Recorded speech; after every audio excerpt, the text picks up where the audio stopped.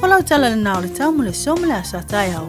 Waloa to the Pacific Finance in Nonga tupe mo so se fa moe maliu fai puiponga aso fa nau sa fa I whainga malolonga ba so se fa lavelave apalai ne lo pacificfinance.co.nz pe bala au le oval se lau fitu fa lua fitu e talo sanga sauna nonga tupe ile ba le lima se lau tala ma le lua se furu hafe tala e lua minute fai lau talo sanga online www.pacificfinance.co.nz ai tasile tu lai fa tali e se tali e ai inga fa bitoa bala au lo le Pacific Finance Limited ile oval se lau fitu fa lua fitu oval se lau fitu fa lua fitu.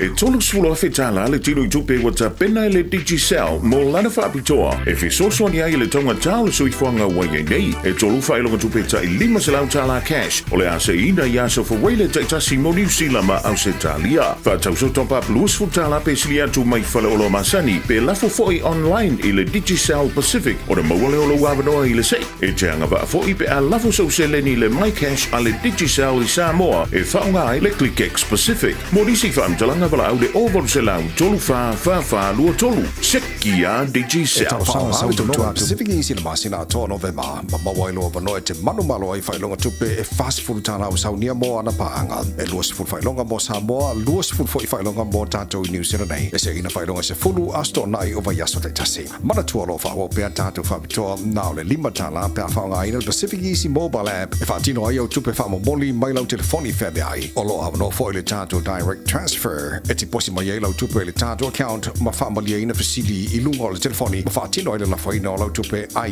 inga whabitoa. Mo le tutongi ina o pili o le vai moli maisi au nanga I Samoa. O lo ma whaina whaatino o le tatou au nanga o le Easy Pay. Asiasi mai lo e tatou ofisa I o Tara o Tahuhu ma le taulanga whaatau I mangele. Pe walau mai le telefoni o barsalau o tasi ono mo se la e lata hatu I ante oe. Pe whaonga le tatou app po le direct transfer. E whaasawa I lo taimi ai maise wa taunga tafo I le pensini Pacific Easy. O la paanga mo tupe whaamo moli Samoa. O le A1A Tree Care Limited, rātou te whaia au onanga nei, teu, whamama, whangata, pe abe sea ni la au mapongati mai lo whanua, e ma whai fo na rātou te wina lau tonga la au matoi tatou. Wasilia mar se furu tau sanga o lana tautua. Wala au lua le A1A Tree Care Limited, le olua tasi olua o tolu ono o. Olua tasi o lua o tolu ono o. Beta Drive Doctors I le taulanga whaatau I mangele whaapea manrua. Mo le vainga o so ngase pe amana o mia.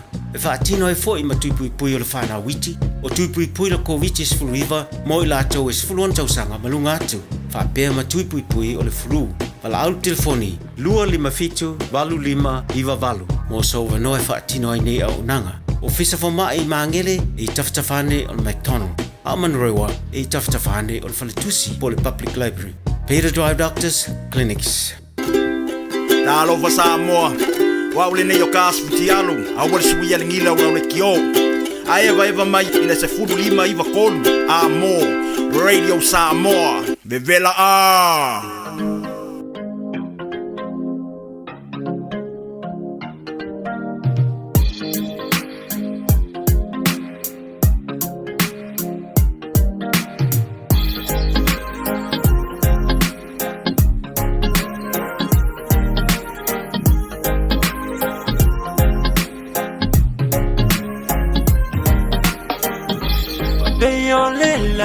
Susuluma,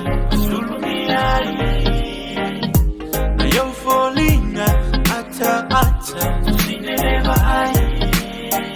O te taua tuile sunei, ave o fai mupse. Suine o ngana tunei, sunga ilo la lele.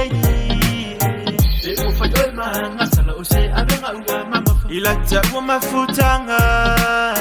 Ilo tanga type na etele ne te mane ese o ile pele ma vaina ese. O e ola o masifo. Ya so fai so. Sungai au mai ya yelo to. Ile fo ile poto. O e ola o masifo. Ya so fai so. Se uana na ia ile to. La u ile tu sape fale o.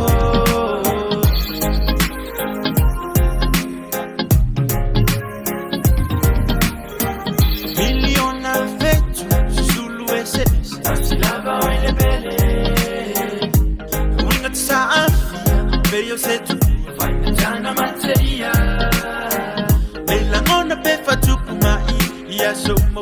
lo no sa ma fa atali tali se umali maya oyo la umani lo ma amora oyo wa umai yo ulangona eito foto pongo manemo fa auto songa lo toe yo mana o to toe te fire mo it's to be fine ta if I go fina of yo oh la umasi fo ya so fai so sungai au maya yo lo to it's yo for ile poto oh la umasi fo ya so fai so se uana na wi ai le luto la u i tu sape fale o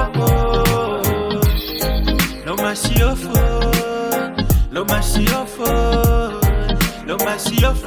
lo fale na u e matino le fifa ya ma uso le ne ya lo fa sa awina mai lunga o yo la ngel le te fa al Baby, it's a baya tu wana ola, valmasio fa el belero sione yanga, ole masina, ole fetua, susulu manaya, ole kitara malio, oe of the fatu saina, ole se vai malu, o sa vai tu fantasita, wa ia yesu, bebe se fifia o angelu, a wawle lo fa uamu, personality alone light up the room, just one kiss alone that make me a go boom. Oh, ola umasiofo. Ya so fai so sungai au maya yelo noto it's yo for ile poto oh ola umasiofo ya so fai so se uana na wi ile noto la u iwe tu sape fale lo masiofo lo fale na u e matino le fifa ya ma uso le ne ya lo fa sa awina mai lunga o yo la ngel le te fa aluaina Wow, le neo Caspiano. When I'm not having my 2-minute noodles, I'm listening into Francis on Radio Samoa. Mga yellow kipi CD.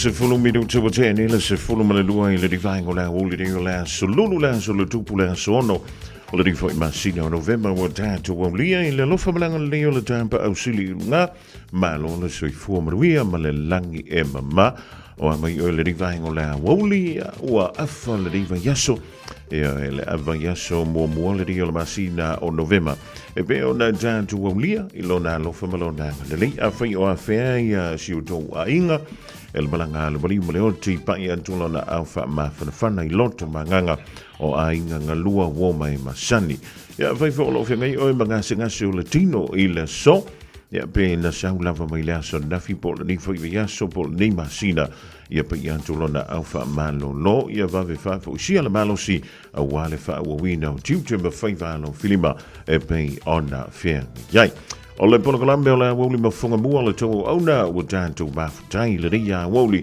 si uli ele fiafiana nei le tu lai fa so ia le ono foa e le fionga ia pesitali anto sovema Isaac Paunga i le pono kalambe o le nganga ifo o faiva fa malo anto le fitalinga ia TTIP o na tau mafuta mai ai i le tai aona li la ia si uli me fo stimulate mawantu le o tanto fa atasiai le rivaenga o lea woli na paule me lea e vevesi ai ia le tele o upenga te wha I langi o televisio nu si pepa ia ma le autusi tala I le tele o antunu o le lang o le tali lea o le unga o le whainga palo ta ale malo tele o Amerika e pe ona sa wha ngā solo mai lava I le tai aona ni la o lea e mai te watu ia ua e leo toi mi lava ia sea foi.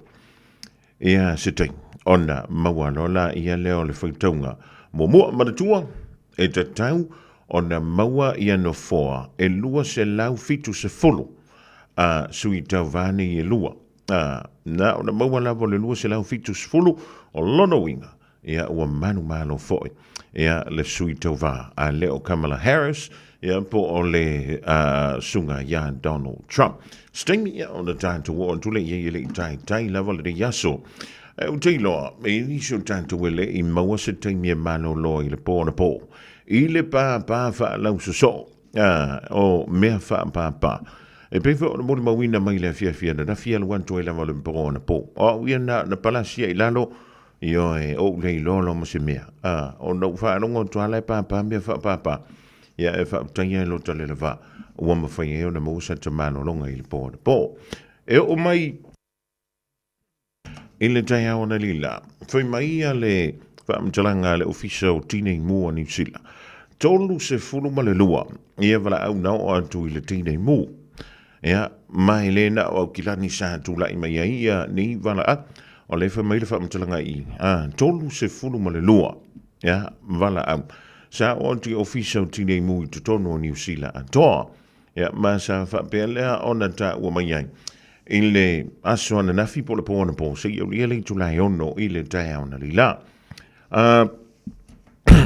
o se tasi o afu se tasi nei fa la ve pe o tu la mai sa tu la mai le ile pitonu lo stand more bay le sa nga I tu ai ia le fa fui mu fo ina wa mu ai se fa le ta vale wa mu ai se fa le ta vale pe tu sa le o le afo le iva ile po po e lua ni ta fui musa a wen yai ya mai silver deo mamani ina ia tu mafai e tineia le mu e pe ona tu lai mai I meni o me fa papa ile po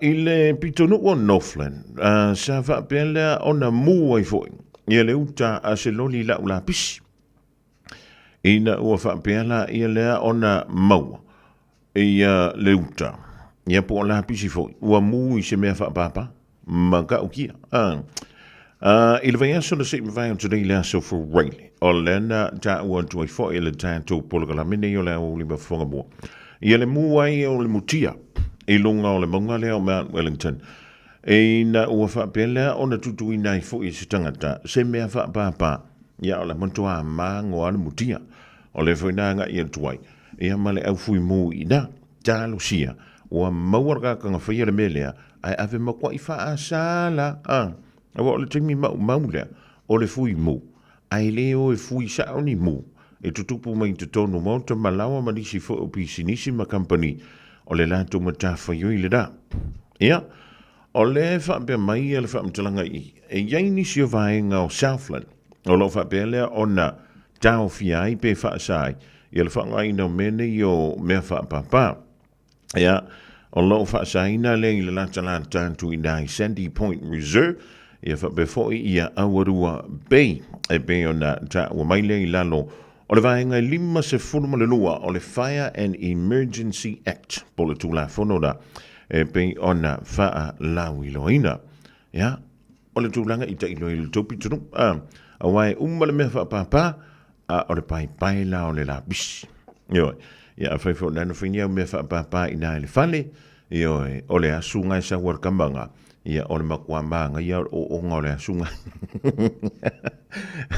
le nai sa we e manga ia vui le emo mar papa e fia tele ia fa na ia o sionga pongalanga e ma fai ona mu tu e male fale mu tu e male tavani pe ale avele I fafu e tu le ilunga o le afo e tu ilunga le driveway ia po lunga le sima ia ona fa io tu ile nama fia fo ia na io tanto ainga e mi se la vole fa na ele tu la tanto fo ile fai unga o le ia tu sanga ia o se tasina vainga mo lo silfia le ni fo time o la o le se antu ia lu se fulu mo le ono minuto o te ai nails fulu mo le lua o fe na te lanchai o ina te shoutai o I fui nei te tinga I nai o le aso le tupu e ai lava ka koe ranga ia se le a ua ka ko ke koe whakamana a ua fui ke koe se e upo na vaenga ngai wha se e o pele Sina pilongo vi e te fiu lava ma shori na ka. lava lo ualofa ai fa apolonga oepe e te masola sola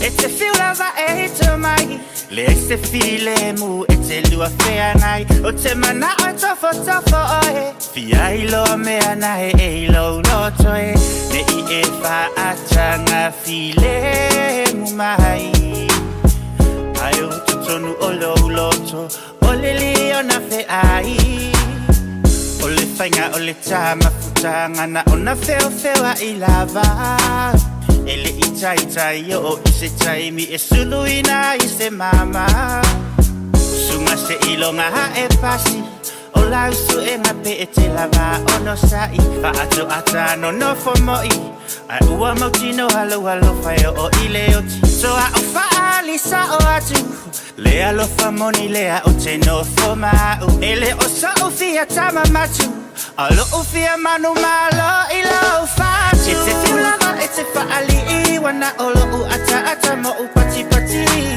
wa tilinga o to fa ali lipe a oba ai to e matangi e te fulava e te to atuli ina ia suya ya winga fa ali te to fa o ela u hani pe e te lava tatari fa afita uli baby awe keika Pawanga ya fika ngalo olo fai fari lu mai paika te ma oye e masangi ya sore aka masore kangi elinga o se fia e ke mawere ngi langi ole mafu anglenga o fari ko winga leanga ke ma oye e masangi ya so wai ole basa awa afa i puelinga o se fuka usanga elikala ili o ke fa awa ole ayo nganga o makiva kalia akele kupe fia kalia le manguia kalia le mafakia ole o va ya ku leva e saumia Veli lo mare mama, te kolo le manguia.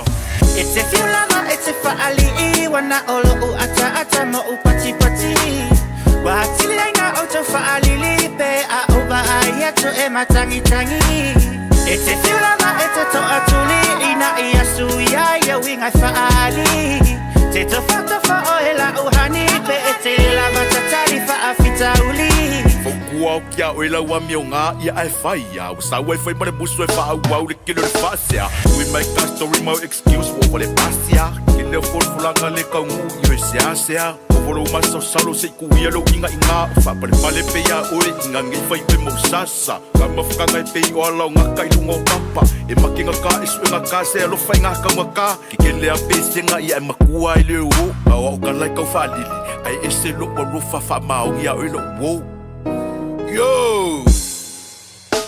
Ole asu ya tu baby lau si kaili O lau su e ngalea ua pasi Na o faita o e lau baby A olea ua leva na e sauni Wa o hila o e ua sili Wa sa o ale tangata na o fili Mo i o tele te solo muli O oiolo utofi e o ile o ti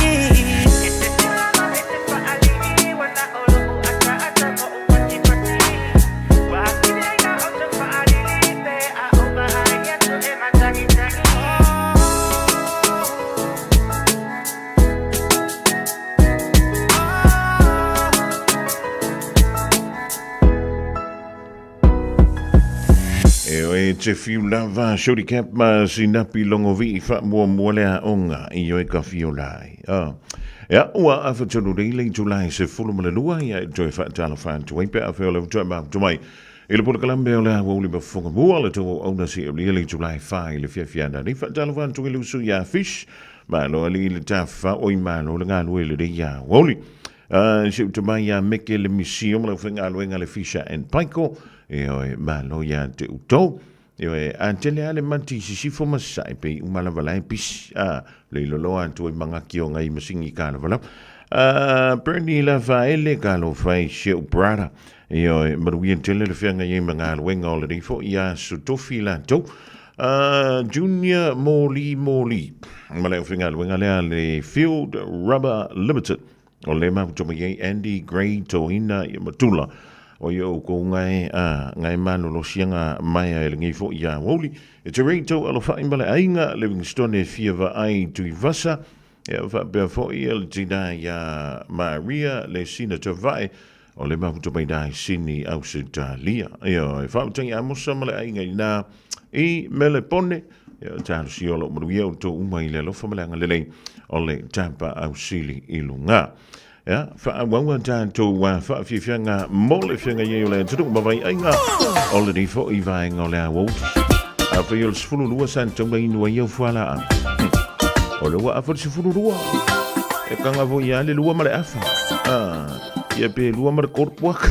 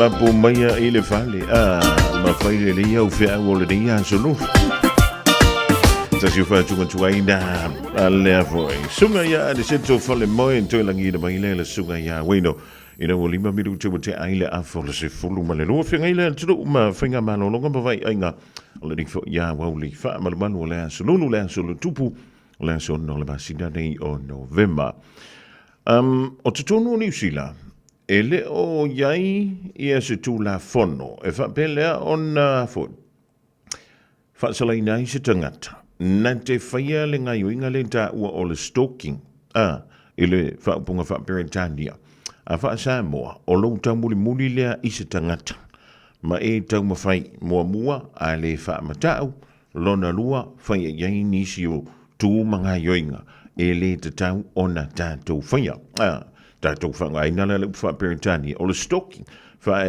ngofi eisi tātou mataupu o le fa mele fa mtalanga e lunga o le TV tasi lunga o lantou penga ta whailang o New Zealand e le Indiana tu la fono I le temilidei e whaatala noa i nai, ma whaapelea ona address ai le mata upule o le stalking, o lona winga, o ila tau e a whaina pe a fia, i lea i to ai ngā soli ngā tū la fono. E ta tau ona la tau whaonga ina nisi vaenga o le tū la fono, ina ia tau mawhai ai, e pui puia o la tau soifua, ia po o la tau tangata. Atu mai lai lau mawhau de ni vaenga o lea wuli foile, makua le whikau ia.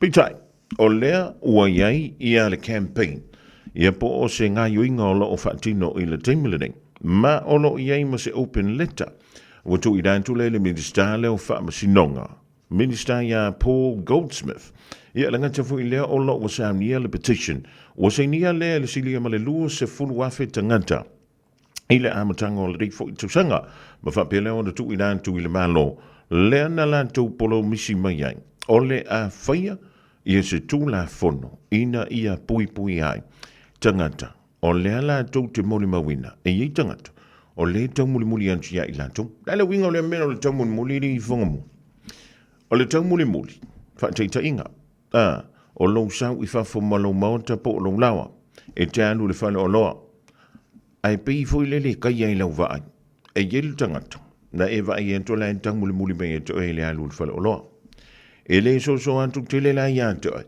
ai pei kami foi lele i le si tu, ma tilo pe wha tilo antu ia te oi. O na e toi sau fui le mai whalo no e toi alu lau whare.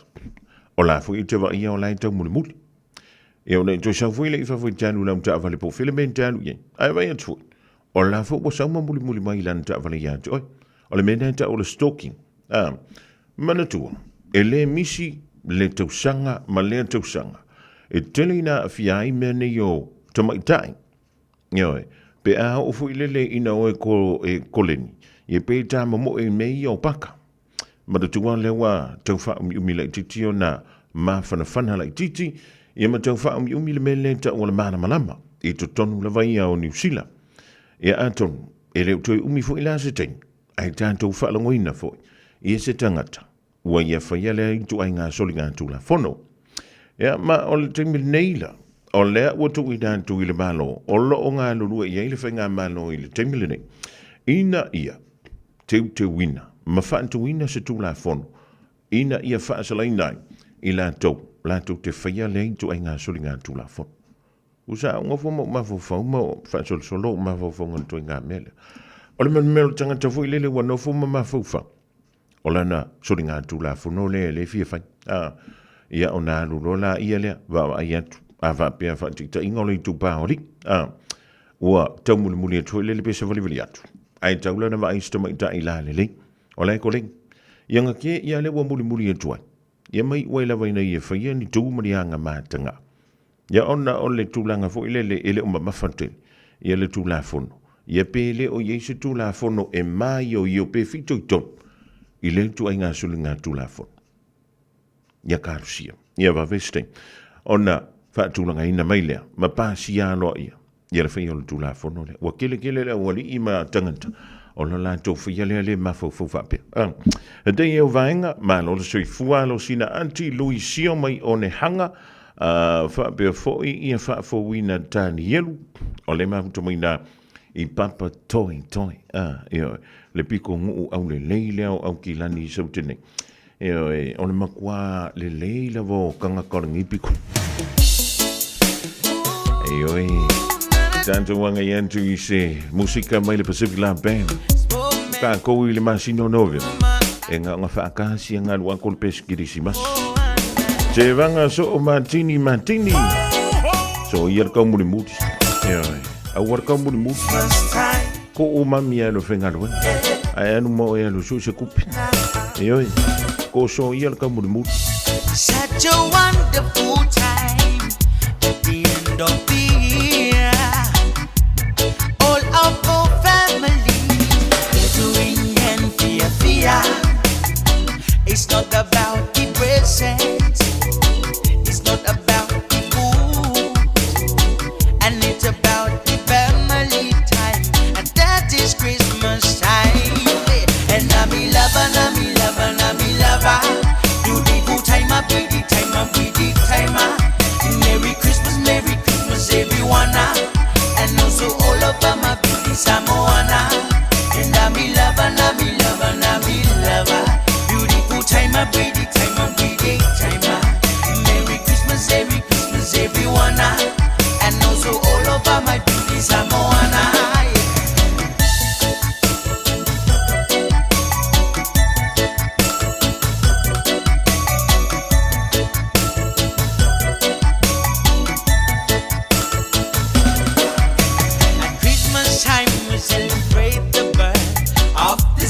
got to come to earth. Our Savior Lord, only one Messiah, the King of Kings who lift us higher. Yapepe sepir Italia, oh yeah. Ole tupula balena ya balo. Nami lava, nami lava, nami lava. Beautiful time, pretty time, pretty time. Merry Christmas, everyone. And also all over my beauty Samoana. Nami lava, nami lava, nami lava. Beautiful time, pretty time, pretty time. Merry Christmas, everyone. And also all over my beauty Samoana. Esa AI ilenga mulai mai sika kombo. Sia le fam umang. Everybody say hey hey ho. That is Christmas is here. Samo uma ifia. Oh my God, upa pakia le fam mai ole ka komisia. Party time say che che. Fam out my everything. Bring your loved ones and another one. We're having a lot of fun. Yes, sika kala mai la usikas. Lele kwa fa fia o kamai. Pacific la malo outcast. Wow, dia mai le kimsimas. Fabilo ayaku ile ni wheel. Let me hear you say cheer. I've been waiting for Christmas to hear. Then yo I nga umufia fia. Can't you hear the sleigh bells ringing? Can't you hear the children singing? Reindeer up so high, and that is Christmas time. And nami lava, nami lava, nami lava. Beautiful time, my baby time, my pretty time. Merry Christmas, everyone. And also all over my beauty Samoana. And nami lava, nami lava, nami lava. Beautiful time, my pretty time, my pretty time. Merry Christmas, everyone. And also all over my beauty Samoana. Talawan si dai tani dan lema futa mai pole me a sola. Malo tuya Drew Marina Sam tufunga e Sarah mai le New Zealand artwork Ed Lungalau malo for your faithful lady ya woli por kala me lu tamo o pa mai ani sinio tanto fa salonga fa apisidis.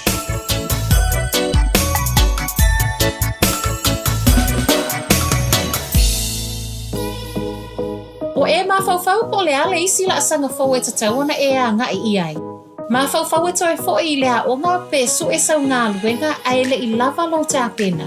E mawhai le OCA o na fesoa soani a te oe e a matalau la asanga fau ma le mauti noa. O le mātou polokala me fau e au fia i le whāwa iaso suenga ma e o atu i le sefulu lua vai aso o fesoa soani wha au popo. Mō nisi whaamtalanga le sitale le go.oca.nz/ignition Oceania Career Academy o Laulu Manai e a mata i nei. O e si la fia me e whaatino e mawhaiona e umi ai sou fale motu le lumanai. A whai fo i sou fale motu, o e si la fia me whaiona whaatino ni isi o fuafuanga e whaonga aire equity o lo fale. A wane e misiere por kalame o le malu i fale, ia fiafi o sururu taitasi le sefulu e te aile whaa. O le a e si la fia ai au wala e mawhai e ona e umia se fale motu le lumanai, ma au wala e whaonga aile equity o lo fale motu, e whaata wai se isi o fale, le por kalame o le malu i fale, ia fiafi o sururu vai aso taitasi, se fulu e te aile whaa. O le A1A Tree Care Limited, lātou te whaia au onanga nei, teu, whamama, whangata, pe abe sea ni la au mapongati mai lo whanua, e mawhai fo i ona lātou te wina lau tonga la au matoi tatou. Wasilia mar se fulu tau sanga o lana tautua. Wala au lua le A1A Tree Care Limited, le olua tasi olua o tolu ono o. Olua tasi olua o tolu ono o. Radio Samoa. Taslima iwatolu amo.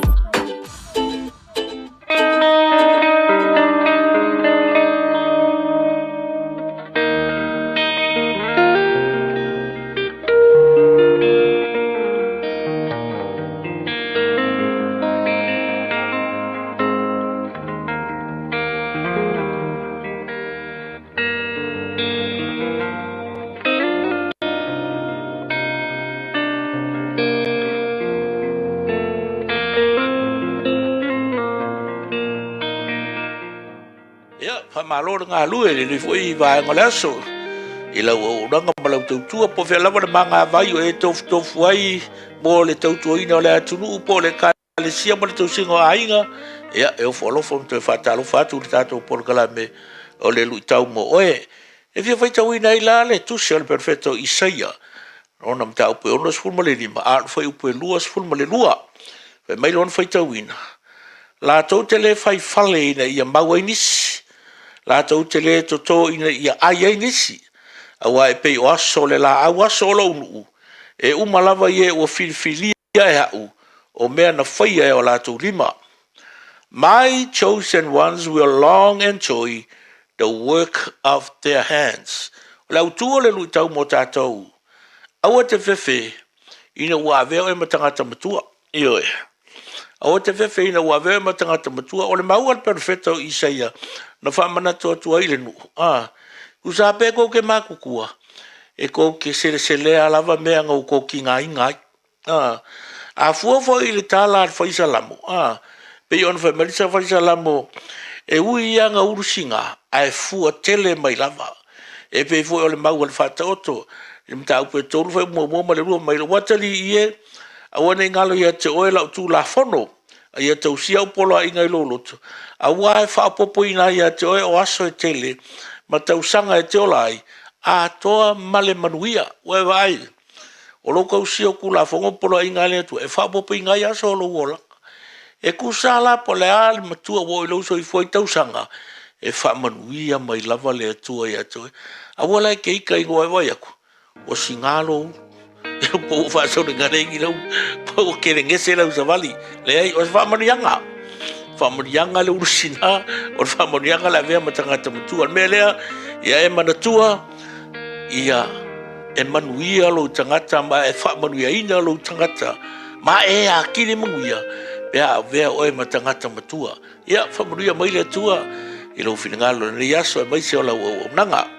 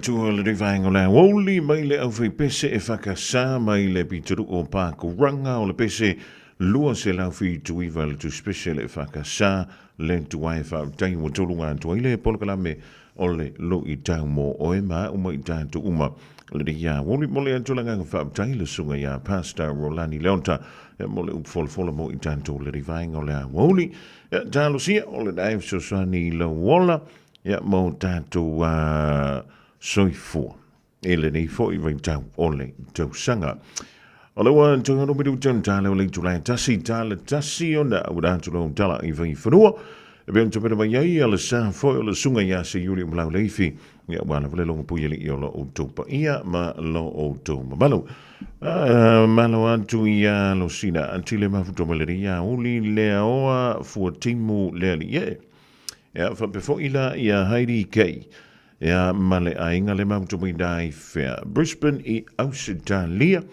ia o mai le mafana o to ia tar si o lo o manuia me uma le tutonga ia ana faia ia fa mai ia pane fono po o vele se kuka le ia o li ai to titi mana ale fenga lu malanga urupu ai o le fenga lu ngias Zalo van tu I se Malia Solomon le si o lo o fa salina I Brisbane I Australia. Oi. Mala na fa salo le ustai fo mai. Ile no mia le ona fala au pe on fa tonu nai. Fa malo antu ya boy. Ya male lantu au vali le dei fo I vai nga le wuli o le te fa talita. E lunga o le penga te fa ilang. Te le o penga te fa ilang I le temile.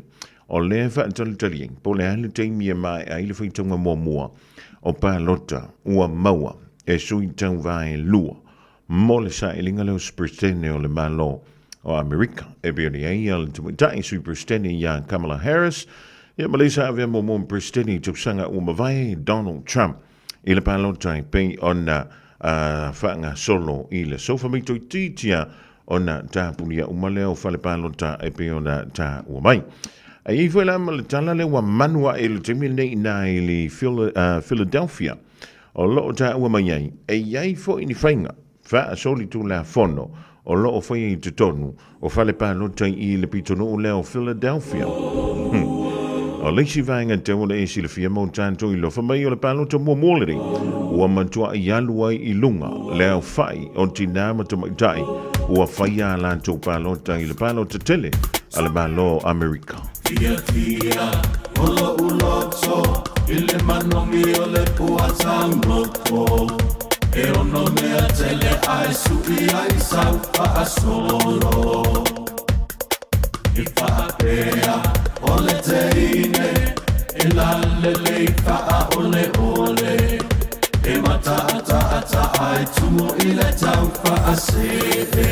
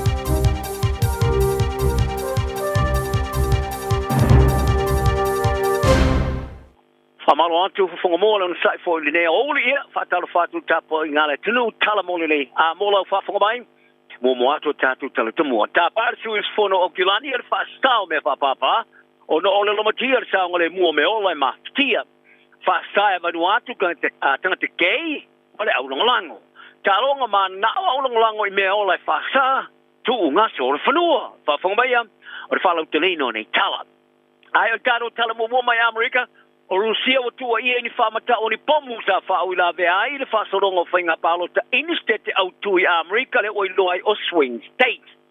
O le aso leo lo whasoro le whainga palo ta tele le atulung o whiwhilia tau whao ai a po o Seisio Kamala Harris ia po o Donald Trump e whiwhilia ia vema prestene. E rusa mani po te mai e ta wai e lua I ni whare palo te Georgia sa pnia mo se taimi.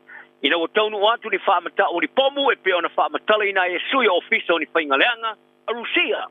O pūlenga o stete ua matua I tūtū ai ma mātala o anga I atu whaitau miliona o tanga tole tulung e whale pālota mo re whaiola atu pālota e se tau fturinga e peo na tā uai le vāvala lata.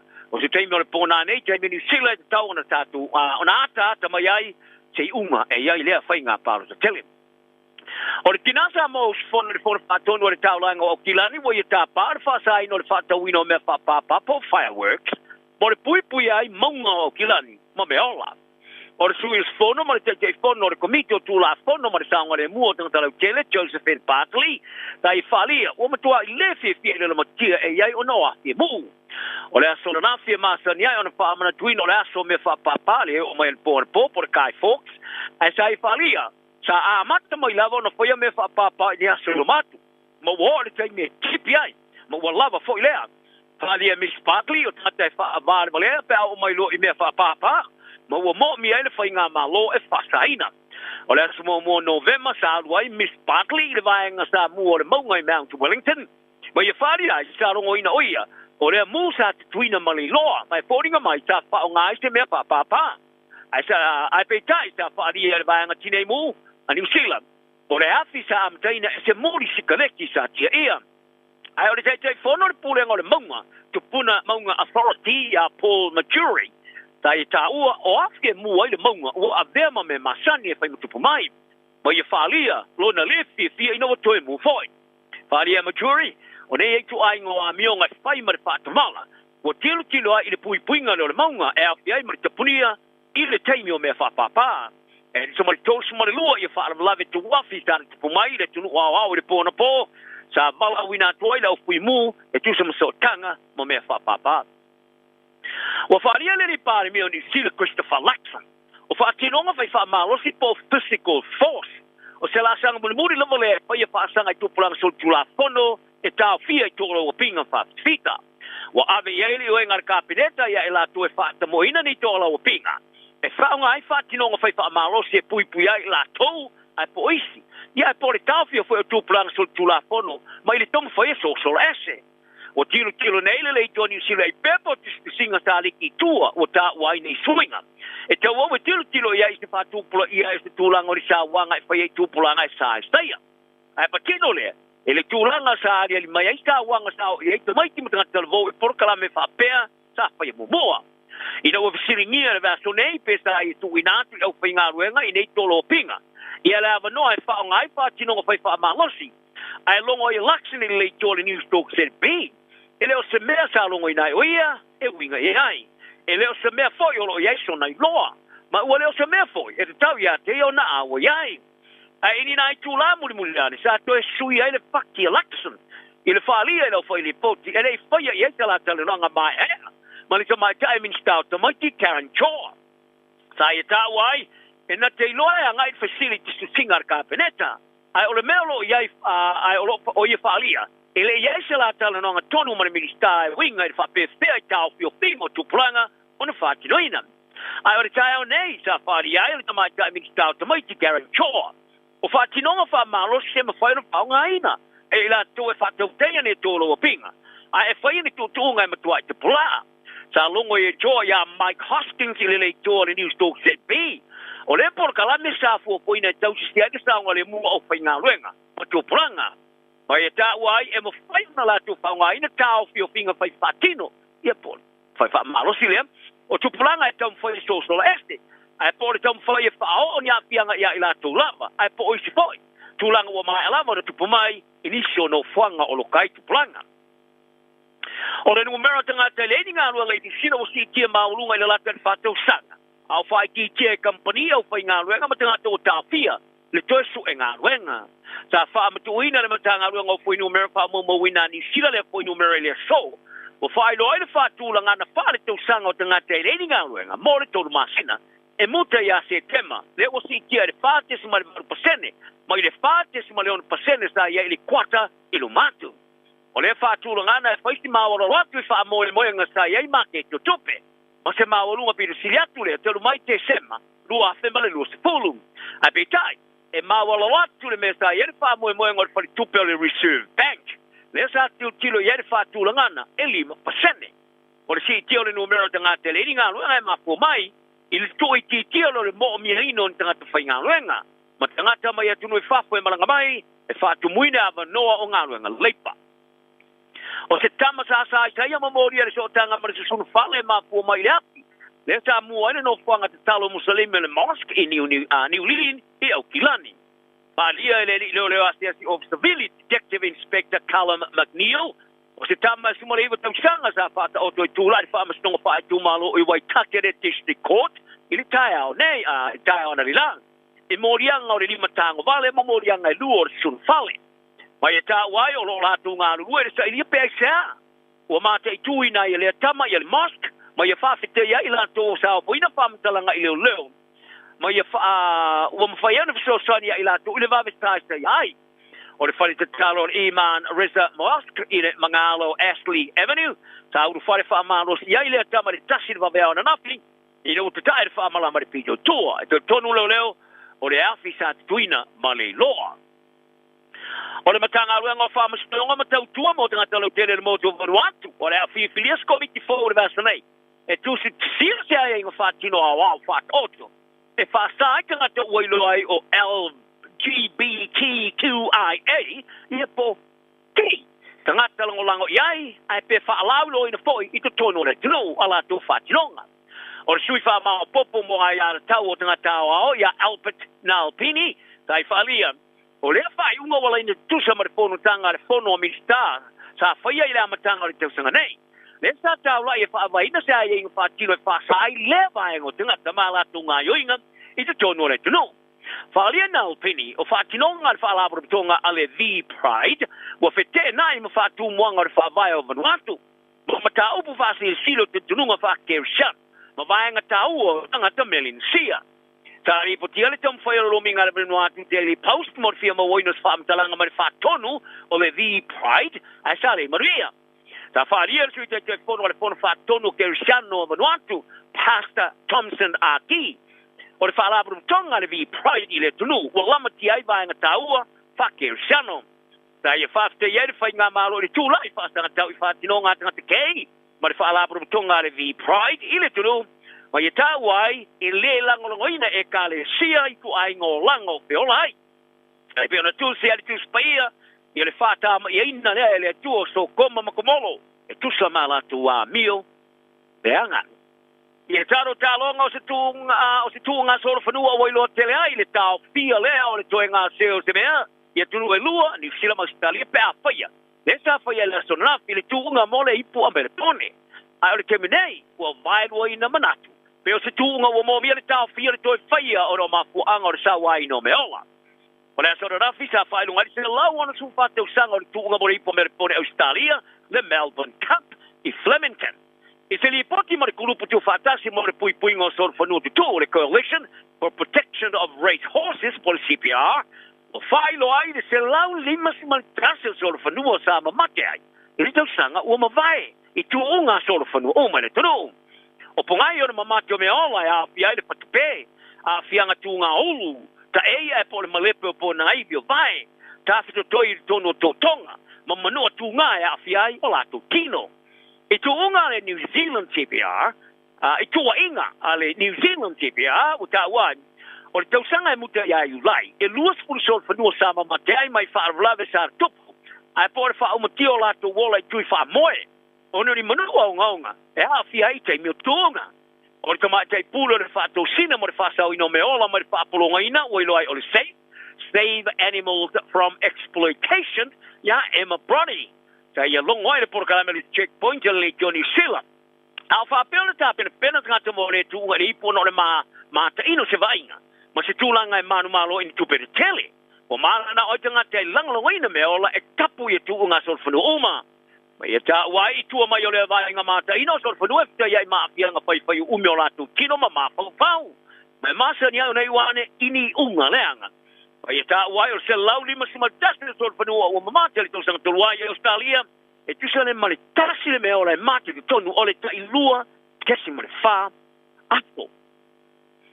Mo tā mamaua safo au mua mo sauri mo le tālonga o whātulanga ino tālonga whai te uria pino tele atu leo o te alo ai lantale le lakapi. Au tā pena atu e mo te alo mo le All Blacks le tālonga ma le au numero tasi le rolangi ai alani. O no le huka numero tasi a Corey Taylor o te alo. O le te alo no se awhianga lo nolu. O whata oto inai au mua ina te tau avele e tūlanga mo le tālonga le tai au le stonai te menu sila i Dublin. O le aso tai au le stufi leo le a whailo le au o le All Blacks mo le tālonga. O George Bell e fōringa mai o le au kia le au whaile o leo sui tūlanga ia au mua. Brody McAllister o tapa ina tu o se kama. O au mua te oi ki lava le tālonga a toa sa tāloi le tālonga le sa manu malo ia Engelani le whaile o le aso. Ina walu i tua ia Taylor. Ma ia whari ai o le umi o le taimi sa tu ina tua ia te espektununga to toa. Ai ta o fo e ula vai le mo mo talo. Ta mo mo talo le ai umi le taimi sa talo ai. Ai o le faso solo lava ina le ya tu lan talo. Ta ia ni nai me se se le black taimi sa tu le polo ila ina out le afolo no lu le talo me Engelani de polo sa tu i tonu ele mo ar sapo. Ai o fali ne o mo le vai ngotala le staff o ia te se malo se po ia. O mo sa le ia no le tamar sa ri pro langi le sang talwai ono manoa.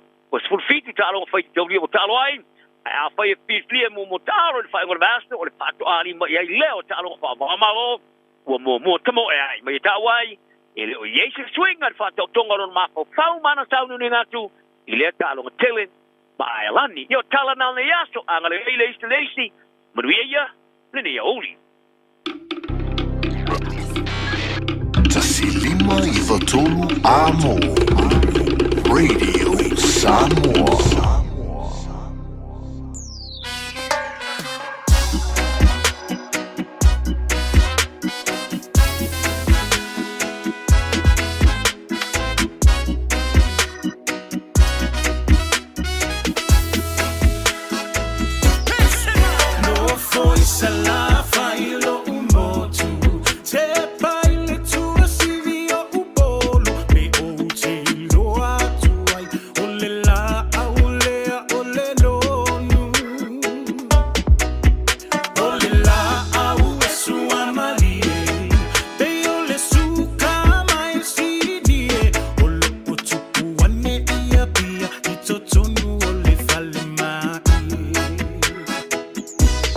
Say my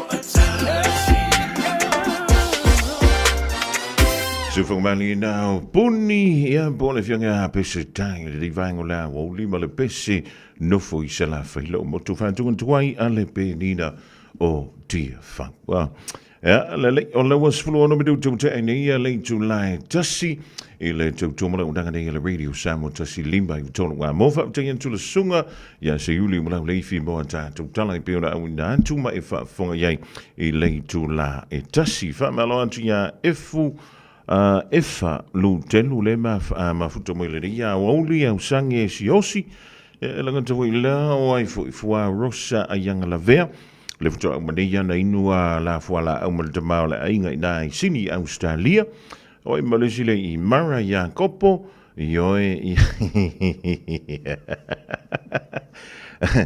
o le ia la kakat va mo o je uso ya mo pola wen e di ai se kato fer wa mangia e se tango mo fo i masoe e va pe fo i to umale ma futo me le riva ngola wo li pele fa lili fa tangile ma futo mai fo ile tato programme lo talia ia le futo inga ya male o ngale le pay the drive doctors in nine mangele pia na masidia i vai aso te tasi ole fa madantu masani ya wala vol pui pui ngo oe ma o tanto uma i lo so i fu ma no ina le riva ta ele uma le ia le manu no le ding sang ya ole la vai fai ba ka kango aka i ka yero ka i ka ofu ma fanga ya ele ke wo fo ia ka plan ke fo i ya te le lo ia plan ke pe o ka ano i kong i mongi me ngi fili le riva ta ke manga kuar nga me le te mi futa man tu no mai New Zealand ka no ngo foi sa mo ga ke re fa lo ngoi le me le fili ya ka ngo mai New Zealand soli ele va ko fa lo ngo ku ngo ko vai si pingi lo i me na fe i mai ya o ko le sia so ko vai ko wa makanga pi e kong i dang mu foi le kap ele u mar vai aso au wea ku, wa makanga nga paku mai ka mai nga pinga uo i tawai. E o gole si vai aso, e wa makanga papa ai papala. Au e ke poli, ele o lele o ile vai, ele ai e pau o le ka alonga whiri. E a whaila o nei te whaalonga o tuilele le pōpi pia le whio e mingi loi fui e iau au. O lona winga, o lo parangeke, o amaku wā whai ai i ar ka alonga whiri i tutonu. Ia ma ua kakaunga e alue makua i soka lelei.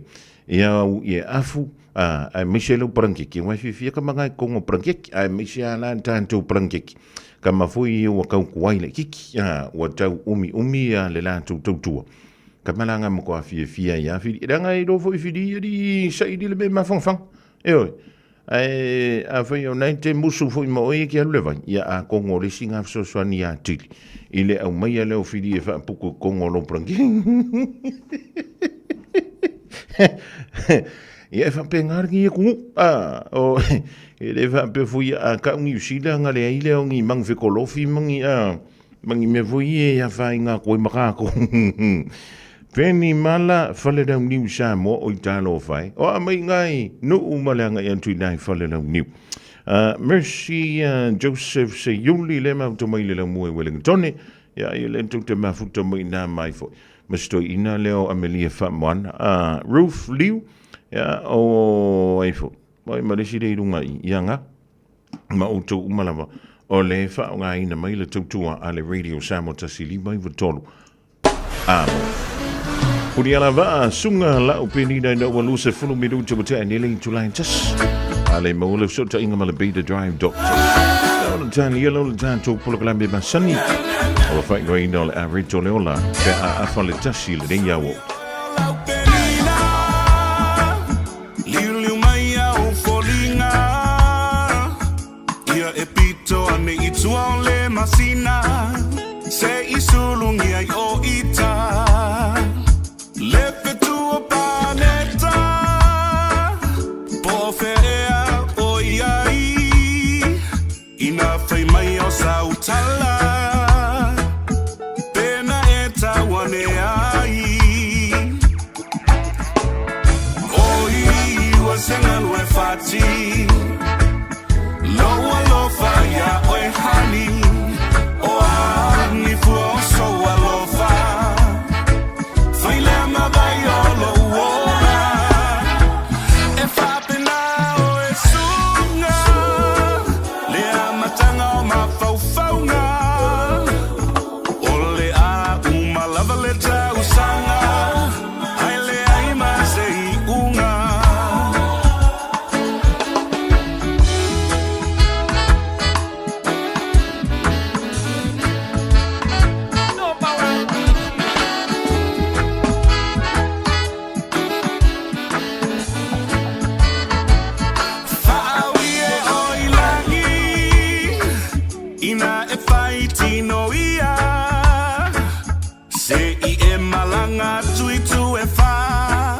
ta ulo ufia fia pua oe wai maua malingi mai e ya ulangona e mole wila ya ufanonga mafaiti chili ule alofa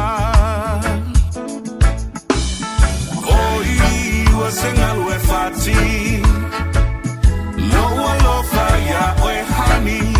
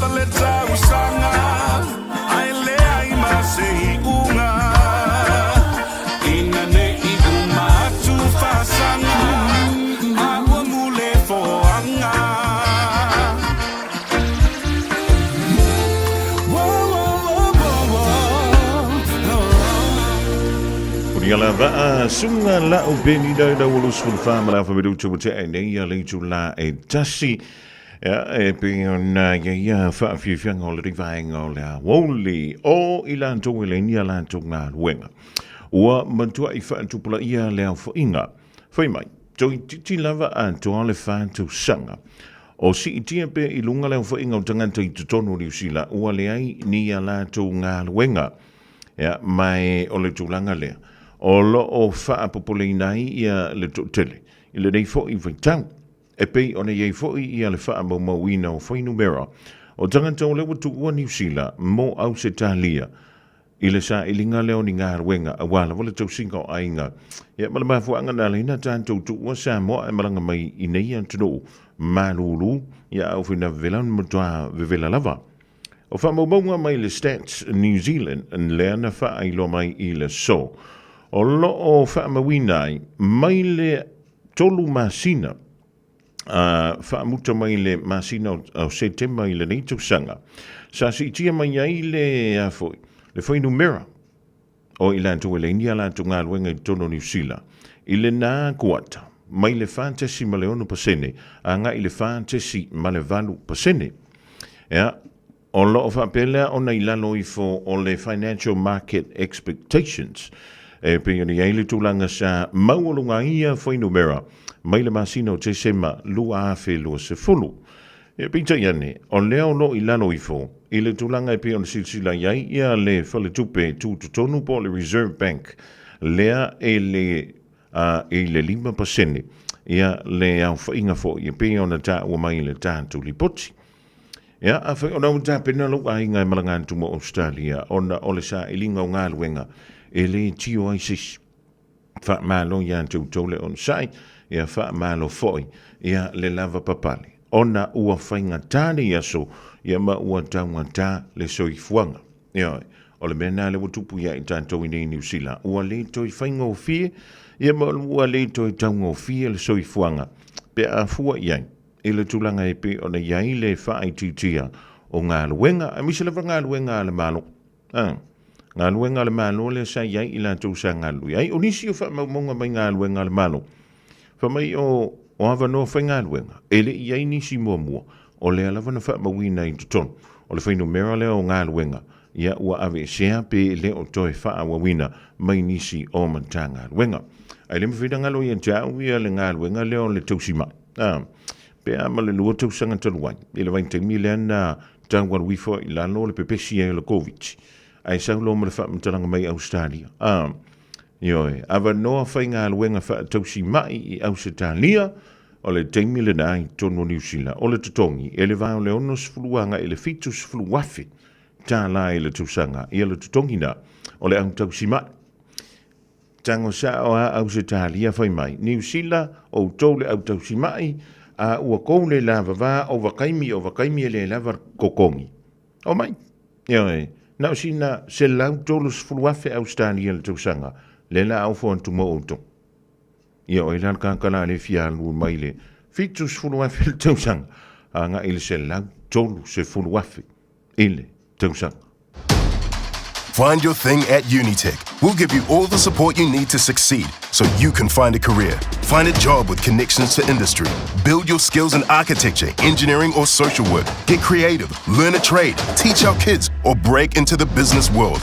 Choose from over 100 courses, whatever you're looking for, even if you don't know yet. Find your focus, find your future. Enroll now and find your thing at Unitech. Visit unitech.ac.nz. O e si la fia me e whaatino e mawhaiona e umia i sou fale motu le lumanai. A whai fo i sou fale motu, o e si la fia me whaiona whaatino ni isi o fuafuanga e whaonga aile equity o lo fale. A wane e misiere por kalame o le malu I fale, ia fiafi o sururu ta itasi le se fulu e te aile whaa. O le a e si la fia ai au wala e mawhaiona e umia se fale motu le lumanai, ma au wala e whaonga aile equity o lo fale motu, e whaata waise isi o fale, le por kalame o le malu I fale, ia fiafi o sururu wa yaso ta itasi, se fulu e te aile whaa. Mo so mana onga tau palamba po le kesi wala au loa le Seal Plumbing and Gas. La tau te wha pipi na ma wha le leia paipa o le fale. Fale le tā ua. Boilers o ngā umu kesi. Paipa pe a liki maisi. Talia wins quotes. Wala au loa fui maono mai umpulusi. Ma Steve o le Seal Plumbing and Gas i le olua tasi fituiva tasi lua. Olua tasi fituiva tasi lua. Tau iaina e whafonga le Radio Samoa le nei whasilanga e tō se aile se 4% mai le tau o le itu la mua o lau ngā ruenga. 24 hours a day, 7 days a week, Radio Samoa streaming live on www.radiosamoa.co.nz. Bread of life sent down from glory. Many things you were on earth, a holy king, a carpenter, but you are the living word. Say it now. Come on.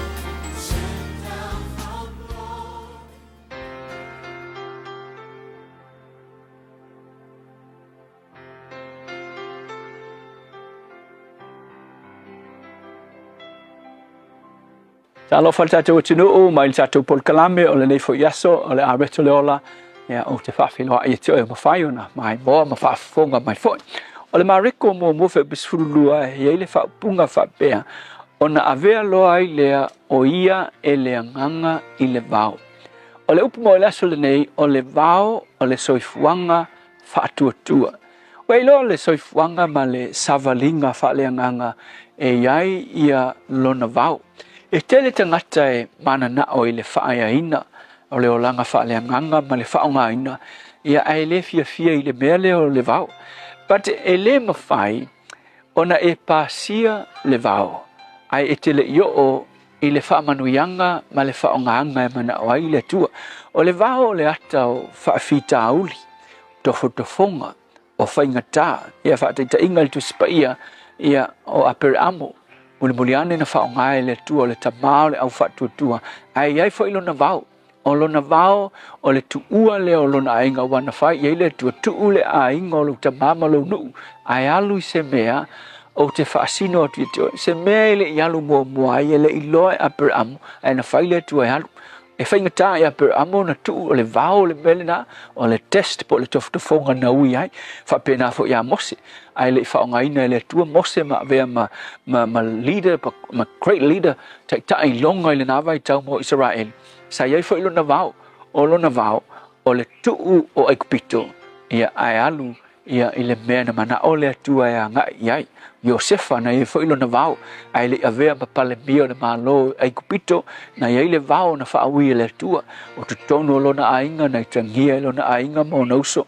ia o oi na wo Aikupito ia tua ifuaina le to lua o Potifara fale pui o le vao na iai oia so o le tele ala tangata whaongaina le tua le tu spaia. E le ai lava se si te i ua o manuia ma whaongai le tua e au noa mani vao na ui e o la tua langa. E vai tala le na whaitau na nei a Yesu. Whai mai. Wha umau na fiu fole anganga o le tua ma whaailoa o lo watali pele leo te fia ia te ia. Whai mai lo malitala. O na ave le o ia le anganga i le vao. Na ave e ku il ti Apollo se i whao so oso ma tofo il ti Apollo.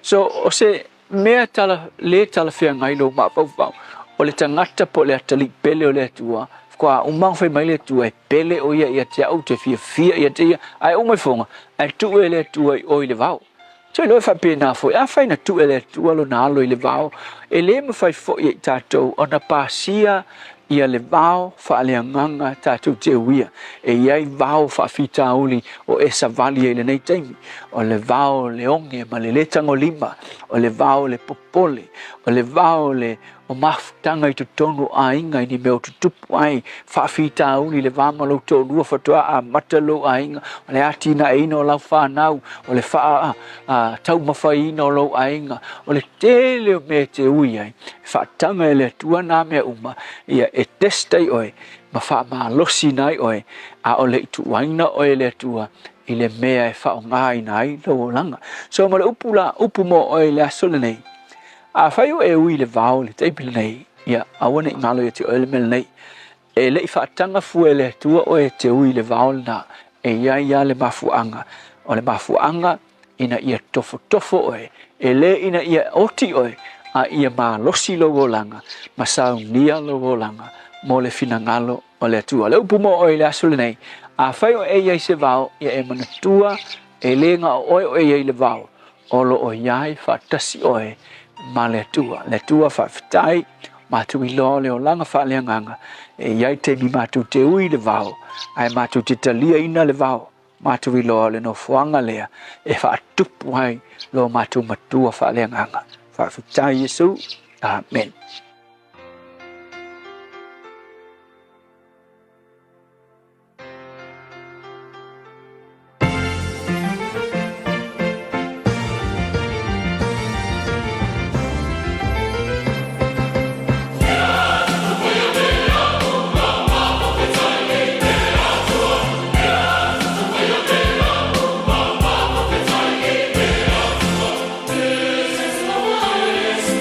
Never fall.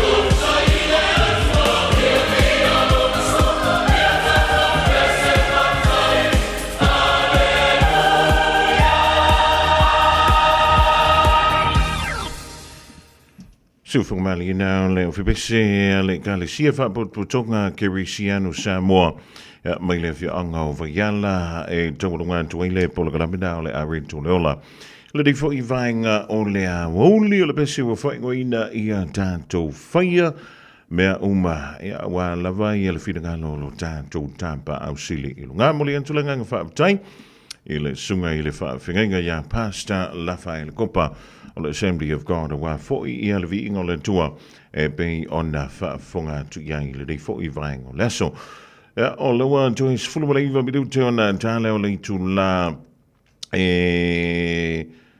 lua ia ta fo le lua ile ia woli ona uda tu le fa poponga o ta tu tala e pe ona uda tu le ile tu la e tasi ia mai le sunga ia se yuli umla le fia wa la le longo puili o lo tu pa ia ia ma lo o tu mamalu ia i me lo tupu me le an tupu manisi fo vai ngai ono tu le mai e to tonu o ni usila nei ia ai toi fa talo fa toi pa fa le to ma to mai le vai ngola woli ile to tu ala radio Samoa tasi lima i to mo mai au kilani ni usila a o tali ai ele ungo le finga palota ala bano tele America ia e ka ko vai pe o le lang mu po le lang bonga le la PPCA fo i le si fa tosa fonga na ia longo fa tutuila ai se i fa fia tumbo oi pelu iva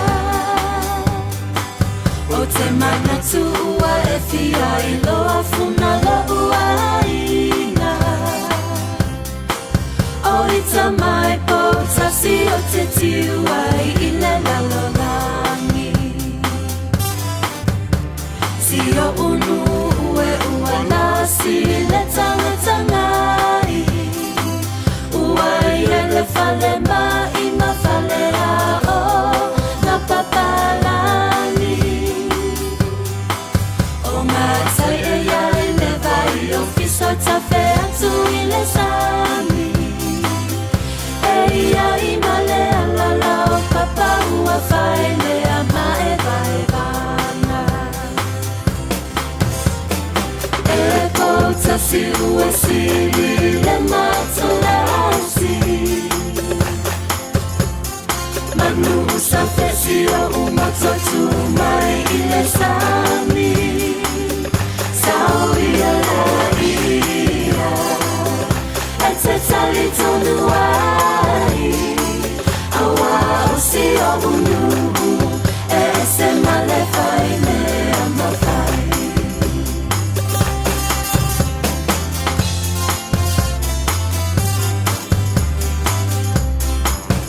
tu uloa o ina fai solo le mai moanga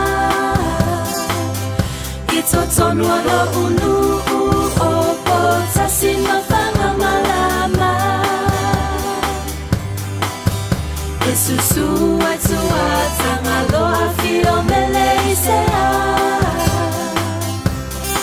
o ali isa ona o sio unu umai anamua o te levi i valepe o te fai fua o se tala o naia upu lenga le faale tonua i lava se tangata fai e te leu, si tai e teu oi i le pama a fai ua fiu o le nuu o le asavali loa i le ala e pota si ua sili le matulasi manu sa fesi o umototu mai i le sami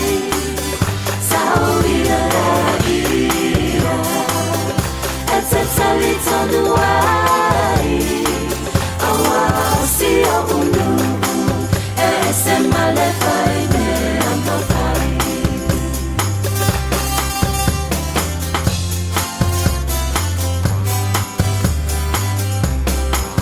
e lua tapua ina au tu i si o unu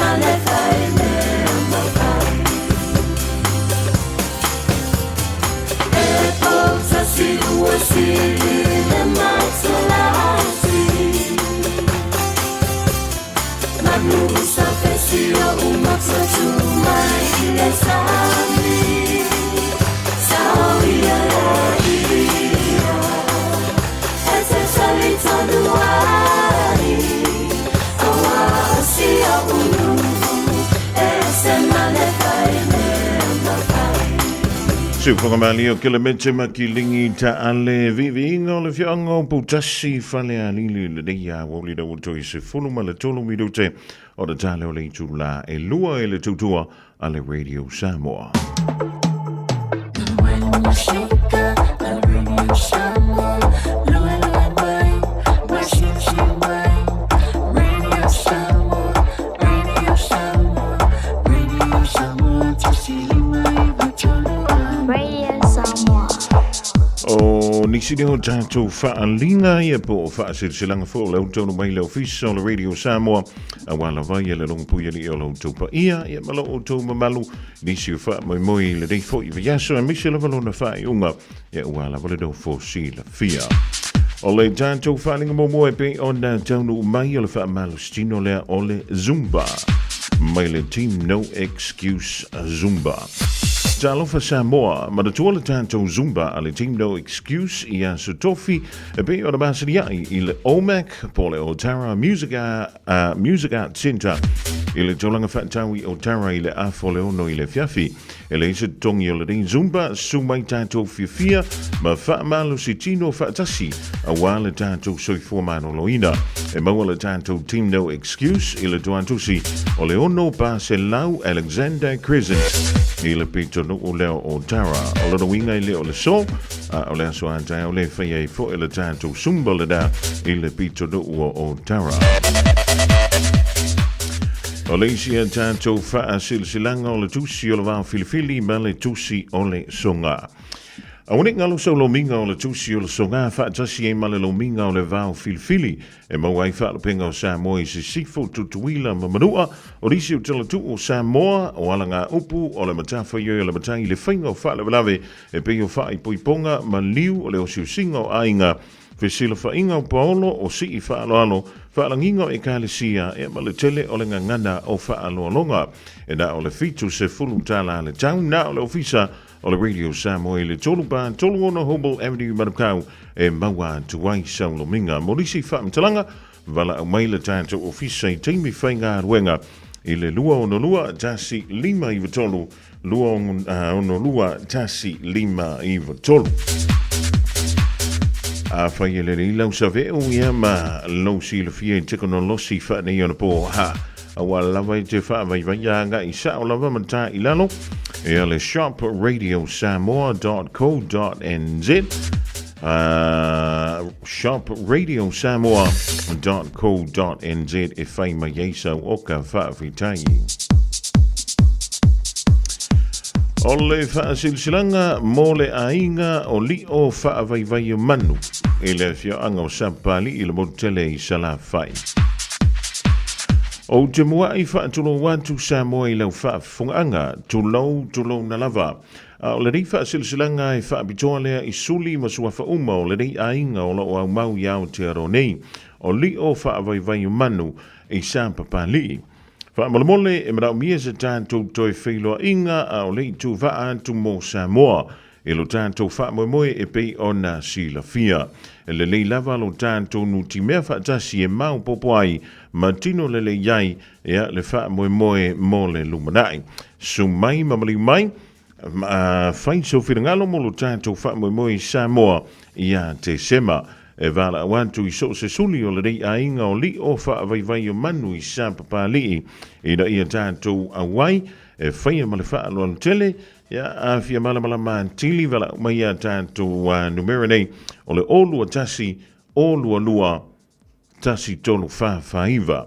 Olua tasi olua lua tasi tolu whawhaiva. Ia po lo su mai mamli mai i le tuantusi le lua pa lima aua streeti o Tahuhu i Aukilani lava. Whaatai o lo senia e li o whaavaivai o manu alo whaifo vente motu.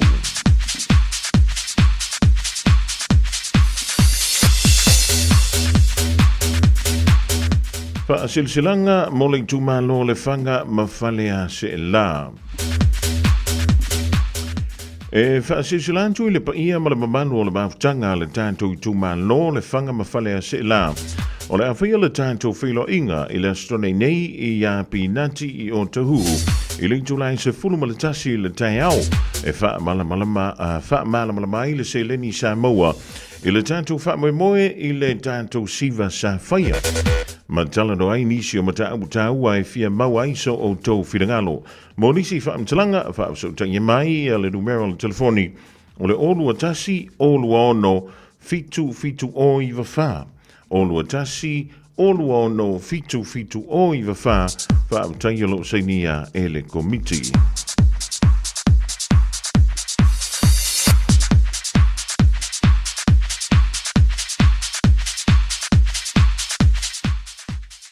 O le isia tātou whaalinga mai le komiti. O le anganuu i matanga aluenga te tasi a le PIC Aukilani nei. La lango pe ia foi o lo sa folau sa moa, ma lo le pale, ma lo le folau. Ai whaasilsila antu i le malu o sui su fona uma o le tātou komiti o le anganuu i matanga aluenga te tasi uma a le PIC Aukilani nei. O le awhia le tātou whono i le stona nei i le Nati o Tara Park i le rofanga e whaatau nui nai ta alonga tātou au talavou. E ama tātou wheilo iai i nāpe a mai a le lunch e marau mia lo tātou au vaa poto e wha mautu ai e a fausanga o le tātou polokalame. Whaaptai alo seinia e le teitei whono ia vai male malo e te maua i le olua tasi, olua ono, fitu o iwa wha. Olua tasi, olua ono, fitu o iwa wha. Ia po le ao tustusi, po le whailau tusi, ia folasa. E le numera leo le olua tasi, olua fitu, ono valulua fitu lua. Olua tasi, olua fitu, ono valu fitu lua whaafitai.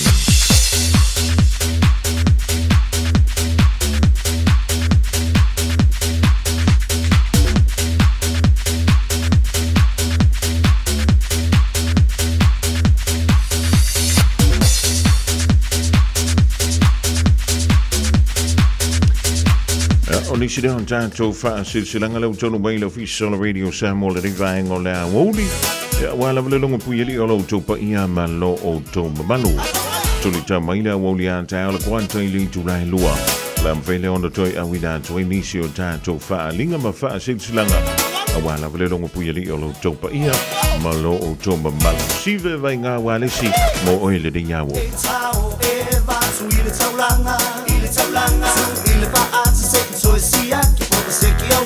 Shoot, so it's not a sa o lai titi na yo long mata. Ole tino le ata. Tau le ato la a ile awala patu le fasi. O mata umalava ole pase se ua abile tama itai. Shukiri ba le mata ti o ata to e pa sa ole ulu.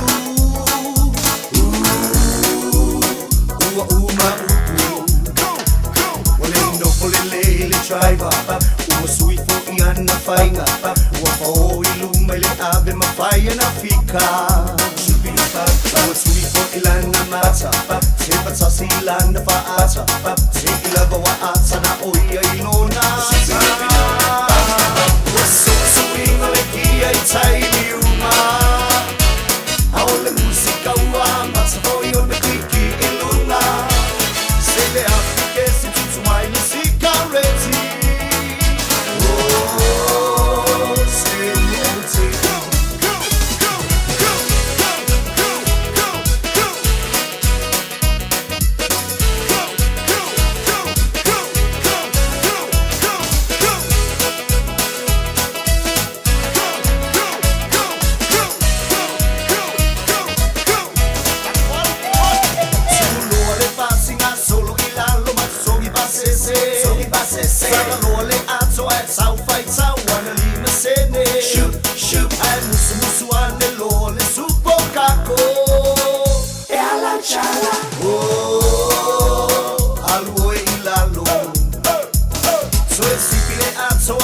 tawau su ilunga masau na me pakai masiana sa pakasitangata shubidi ba aole ave pasi wo pa ibilona mata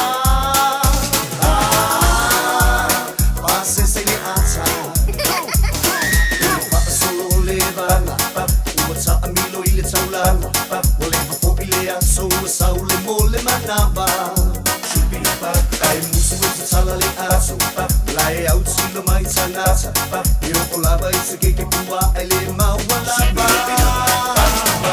sui la passa oloa ile maketi lu pani che ai le pai patali e samaiti sau mana mana pa se che emo mata sau utine masta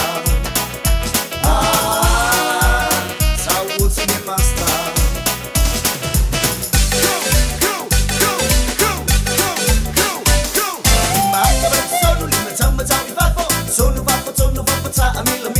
Muso solo itu tono ole lio ulima fa ata amilo vai hanga ba solo vai sama tawi ba solo ba ta amilo milo siba solo itu tono ole lio ulima fa ata amilo oh siba ta amilo oh siba ta amilo oh ba amilo ilo tilo usira upanga itu tono ole lio oh siba ta amilo oh siba ta amilo oh ba amilo ilo tilo now panga it's so no more than you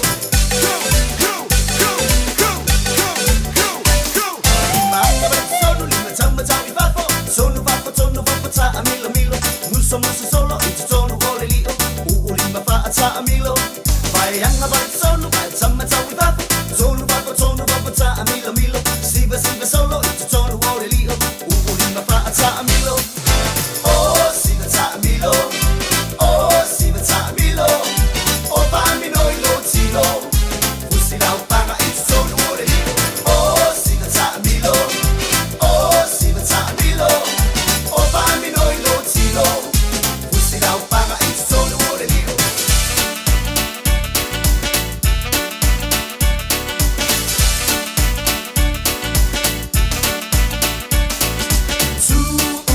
sililo ulo tbe ai se wa e alwai oh la ngona I love le bye bye salulava ona e alu le mandong poi o se mea e ai uole tu salava pe o tama sani ai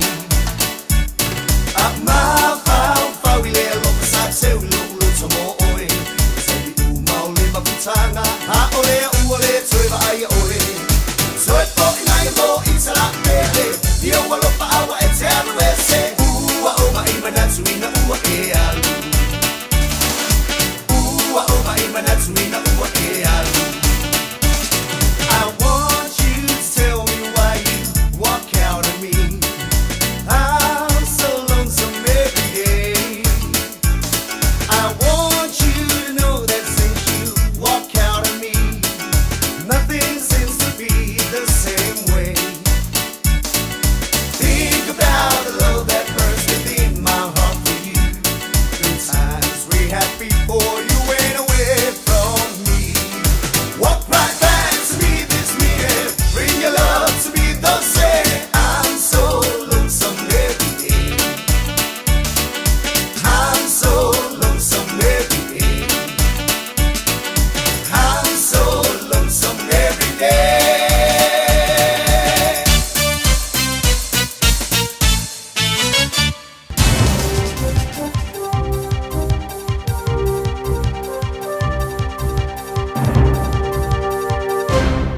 Famalo atu fonga mola on sai fo le ole ia fatalo fatu tapo ngale tunu tala mole le a mola fa fonga bai mo atu tatu tala tumo ta parsu is fono okulani el fa stao me fa papa o no ole lo matia sa ngale mo me ole ma tia fa sai ma atu kan te tanga te kei ole au lango ta longa ma na au lango me ole fa sa tu nga so fonua fa fonga bai o fa lo telino nei tala ai o tala mo mai America o Rusia o tua ia ni whamata o ni pomu sa whaula vea ai le whasorongo whainga palo ta inistete au tui a Amerika le oi loai o swing state.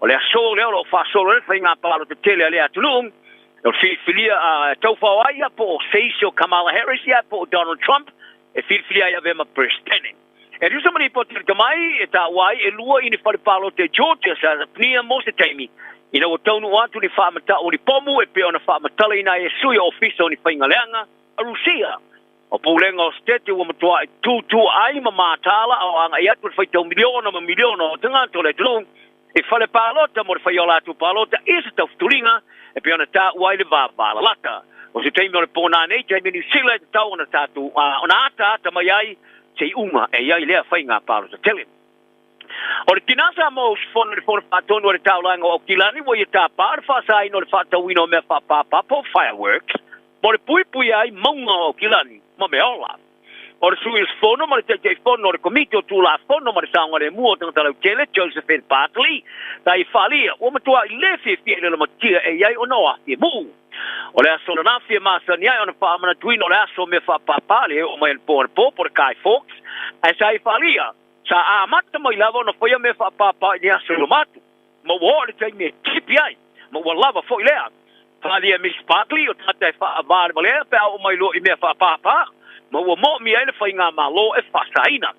O le asu mo November sa aluai Miss Bartley le vaenga sa mua o le maunga i Mount Wellington. Ma ia whari ai sa rongo ina oia o le mu sa tuina mali loa mai pōringa mai sa whao ngai se mea pāpāpā. Ai sa ai peitai sa whari ai le vaenga tine mu a New Zealand. O le hafi sa amtaina e se mori sikaleki sa tia ia. Ai o le teitai whono le pūlenga o le maunga tupuna maunga authority a Paul Majuri. Tai ta ua o afke mu ai le maunga o avema me masani e whai mutupu mai. Ma ia whalia, lona lefi fia ina wa toe mu foi. Whalia Majuri, o nei eitu ai ngoa mionga whai mare whātamala. O tilo ai i le puinga le maunga e awhi ai mare tapunia i le teimi o mea whapapā. E so mare tōsu mare lua i whaalam lave tu wafi tāna tupu mai le tunu au i le pōna pō. Sa mala wina toi lau fui mu e tu sa maso tanga mo mea whapapā. O wharia le ni pāre mea o New Zealand Christopher Luxon. O whaatinonga whai whaamalosi po physical force. O se la sanga muri lava le whai e whaasanga i tupuranga sol tula fono e tau fia i tōra o pinga whaafita. O ave ieli o engar kapineta ia e la tu e whaatamoina ni tōra o pinga. E whaonga ai whaatinonga whai whaamalosi e pui ai la tau ai po isi. Ia e po le tau fia whai o tupuranga sol tula fono ma ili tomu whai e social ase. O tilo nei le leito New Zealand i pepo singa sa liki tua o ta wai nei suinga. E te wawe tilo ia i se whatupula ia i se tūlanga o ni sa wanga i whai e tūpulanga i sa estaia. Ai pa tino lea, e le tūlanga sa aria li mai i sa wanga sa o i eito mai ti matanga talvo e porkala me whapea sa whai e mumoa. Ina wa visiringia le vaso nei pe sa i tu inatu i au whai ngā ruenga i nei tolo pinga. Ia le ava noa e whaonga ai whaatino whai whaamalosi. Ai longo i laksini le leito le News Talk said B. E leo se mea sa longo i nai oia, e winga e ai. E leo se mea foi olo i aiso nai loa. Ma ua leo se mea foi, e te tau ia te o na awa iai. A ini nai tū la muri lani, sa to e sui ai le whaki a Luxon. I le whaalia e leo foi li poti, e lei whaia i eita la tale ranga mai ea. Ma li ta mai tae minstau ta maiti Karen Chor. Sa i tau ai, e na te iloa e angai facilities to singar kapeneta. Ai ole mea lo iai, ai o i whaalia. Ele ia se la tala no tonu mare ministai winga i fa pe i tau fio fimo tu planga ona fati noina. Ai ora tai nei sa fari ai o mai tai ministai to mai ti Chor. O fati no fa malo se me foi no paunga ina. E la tu e fa tu tenha ne tolo o pinga. Ai e foi ni tu ngai me tu ai te pula. Sa longo e Chor ya Mike Hoskins i le to News Talk said B. O le por kala me sa fu po ina tau si tia sa ngale mu o fainga luenga. O tu planga. Mai e tā wai e mo whai na la tu whaunga ina tāo fio whinga whai whatino. Ia pōle. Whai wha malosi lea. O tupulanga e tau mwhai social este. Ai pōle tau mwhai e whao o ni a whianga ia i la tū lava. Ai pō oisi pōi. Tūlanga wa mai alama na tupu mai inisio no whanga o lokai tupulanga. O le numero tanga te leini ngā ruanga i tisina o si tia maulunga i le lata ni whatau sanga. Au whai ki tia e kampania au whai ngā ruanga ma tanga tō tāwhia. Le toesu e ngā ruanga. Sa fa matuina le matanga ruanga o foi numero pa mo wina ni sila le foi numero le so. O fai lo ile fa tu langa na fa le tu sanga o tanga te le ni ruanga mo le to masina. E muta ya se tema le o si kia le fa te se mal pasene. Ma ile fa te se mal on pasene sa ya ile kwata ilu matu. O le whātūrangana e whaiti māwara watu I whaamoe moe ngasai ei make to tupe. Ma se māwarunga pira siri atu le, te rumai te sema, lua awhemale lua se pulu. A betai, e māwara watu le mesa i ere whaamoe moe ngor whari tupe o le Reserve Bank. Le sa tilo i ere whātūrangana e 5%. O le si tio le numero te ngā te le ngā luenga e mafo mai, I le tui ti tio le mo mia ino ni tangata whai ngā luenga. Ma tangata mai atunu e whafo e malanga mai, e whātu muine ava noa o ngā luenga leipa. O se tama sa i taia mamori ale so tanga mara se sunu whale mafo mai le api. Le sa mua ene no whanga te talo Musalime le mosque I New Lilin I Aukilani. Pālia ele leo asiasi Officer Village Detective Inspector Callum McNeil. O se tama sumare iwa tausanga sa whata o toi tūlai whaamastonga whae tūmalo I Waitakere District Court. I le tae au nei, I tae au narilang. I morianga o le 5 tango vale, ma morianga I lua o le sunu whale. Mai e tā wai o lo lātu ngā rua e sa I lia pēk sea. Ua māta I tūi nai e lea tama I le mosque. Mai e whawhite ia I lātu o sao poina whamatalanga I leo leo. Mai e ua mawhai ana whasosani I lātu I le vavestai sa iai. O le whare te talo o Iman Reza Mosque I le Mangalo Ashley Avenue. Sa uru whare whaamaros iai lea tama le tasi le vavea ona napi. I le uta tae le whaamalama le pito toa. E te tonu leo leo o le awhi sa tuina ma le loa. O le matanga aluenga o whamastonga matautua mo te ngata lau tere le moto varuatu. O le awhi Filias Komiti Fo o le vasanei. E tusi tisira se aia inga whatino a wau whatoto. E whasai te ngata uailo ai o LGBTQIA I e po ki. Te ngata lango iai ai pe whaalau lo ina foi I te tono le tino ala tu whatinonga. O le sui wha maa popo mo ai ara tau o te ngata o ia Albert Nalpini. Tai whaalia. O lea whai unga wala ina tusa ma le whono tanga le whono o ministar. Sa whaia I le amatanga o le tausanga nei. Le sa tau lai e whaawaina se ai inga whaatino e whaasai le vaengo te ngata maa latu ngā yoinga I te tono le tuno. Whaalia Nalpini o whaatinonga le whaalabura bitonga ale The Pride. Wa whete nai ma whaatu moanga le whaavai o Vanuatu. Mo mata upu whaasi e silo te tununga whaakerishan. Ma vaenga tau o tangata Melin Sia. Tari po tia le tam whaia rominga le Vanuatu Daily Post mo fia mawoinos whaamtalanga ma le whaatonu o le The Pride a Sale Maria. Ta whaaria sui te whono le whono whaatonu kerishan o Vanuatu Pastor Thompson Aki. O le whaalaburu tonga le The Pride I le tunu. Wa lama ti ai vaenga taua whakerishano. Ta ia whaafte iere whai ngā malo le tūlai whaastanga tau I whaatinonga tangata kei. Ma le whaalaburu tonga le The Pride I le tunu. Ma ia tā wai I le langolongoina e ka le sia I ku ai ngō lango peola ai. E peona tūsi ali tūsi paia. I le whaatama I ina lea e le tua so koma makomolo. E tusa malatu a mio. Peanga. I taro talonga o se tūnga soro whanua o ilo tele ai le tau fia lea o le toe ngā seo se mea. I tunu e lua ni sila mausitalia pe a whaia. Le sa whaia le sonafi le tūnga mole ipu a mere tone. Ai o le keminei ua vailua ina manatu. Pe o se tūnga ua mōmia le tau fia le toe whaia o ro mafuanga o le sawa ino meola. O le sonafi sa whailunga li se lau ana su whateu sanga o le tūnga mole ipu a mere tone Australia le Melbourne Cup I Flemington. I se li poti ma le kurupu tu whatasi ma le pui ngō sor whanua tu le Coalition for Protection of Race Horses po le CPR. O whailo ai le se lau lima si malitasa sor whanua sa mamate ai. I li tau sanga ua mawai. I tu unga sor whanua o mele tunu. O pongai o le mamate o me ola e a fiai le patupe. A fianga tu ngā olu. Ta eia e po le malepe o po na ibi o vai. Ta fito toi I tono totonga. Ma manua tu ngā e a fiai o lato kino. I tu unga le New Zealand CPR, I tua inga ale New Zealand CPR, o ta wan, o le tausanga e muta ia iulai, e luas pulu sol whanua sama mateai mai whaarulave sa tupu, ai po le whaumatio lato wola I tui whaamoe, o nuri manua o ngaunga, e a fia I te mio tuonga, o le kamai te pula le whaatosina mo le whaasau ino meola mo le whaapulonga ina, o iloi o le Save Animals from Exploitation, ya Emma Brody. Ta ia longo ai le porkalame le checkpoint le Johnny Silla. Au whapeo le tāpena pena ngata mo le tūnga le ipo no le ma ta ino se vainga. Ma se tūlanga e manu malo in tupe de tele. O mala na o te ngata I langalo ina me ola e tapu i tūnga sol whanu uma. Ma ia tā wai I tua mai o le vainga ma ta ino sol whanu e fita iai maa fianga whai ume o latu kino ma maa whau. Ma masa ni au nei wane ini unga leanga. Ia tā wai o se lau lima si maltasi le sol whanua o mamate le tausanga toluai e Australia, e tusa le male tasi le mea o le mate ki tonu o le tai lua kesi male wha ato. Mo tā mamau a safo au mua o sauri mo le tālonga o whātulanga ino tālonga whai te uri pino tele atu leo o te alo ai lantale le lakapi. A tā pena atu e mo te alo mo le All Blacks le tālonga ma le au numero tasi le rolangi ai alani. O no le huka numero tasi a Corey Taylor o te alo o le tālo no se awhianga lo noulu. O whata oto i nai au mua ina te tau a vele e tūlanga mo le tālonga le tai au le stonai te menu sira i Dublin. O le aso tai au le stufi leo le a whai le au o le All Blacks mo le tālonga. O George Bell e fōringa mai o le au kia lau pāle o leo i sui tūlanga ia au mua. Brody McAllister o tāpā i nātu o se kama.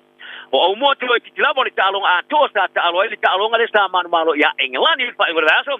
Ina waru i tua i Taylor. Ma ia whari ai o le umi o le teimi sa tu i nātua ia te espektununga toa. Ai tā ua fōi e ulawa e le i mō alo. Tā i mō alo le ai e umi le teimi sa alo ai. Ai o le a whasor soro lava ina le iatulan alo. Sa iai ni nai mea se se ale o Blacks i teimi sa tongi ale polo i lain au ki le afolo na lua le tālonga me Engelani le polo sa tongi le tonu e le i maua le sapo. Ai ua whalia ne au mua na vanga tala le staff o lo ia te se malo se fō iai. O mua sa le ia vanoa le tāmana sanga lipo na rolangi le tusang taluai o no manoa. O sifur fitu tālonga whai te taulia o taloai. Ai a whai e piflia mo tālo le whai ngora vasta o le pato ali ma iai leo tālonga wha mamalo. Ua mua tamo e ai ma i tāwai.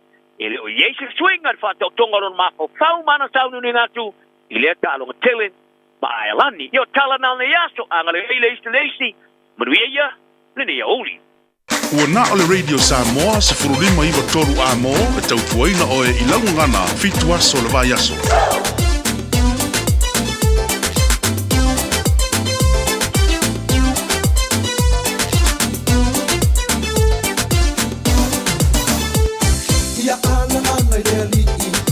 Pese na osana, pamanulo na lofa, pamanulo na piina, dia kuma ana langa deri, ai soli para ila role fili.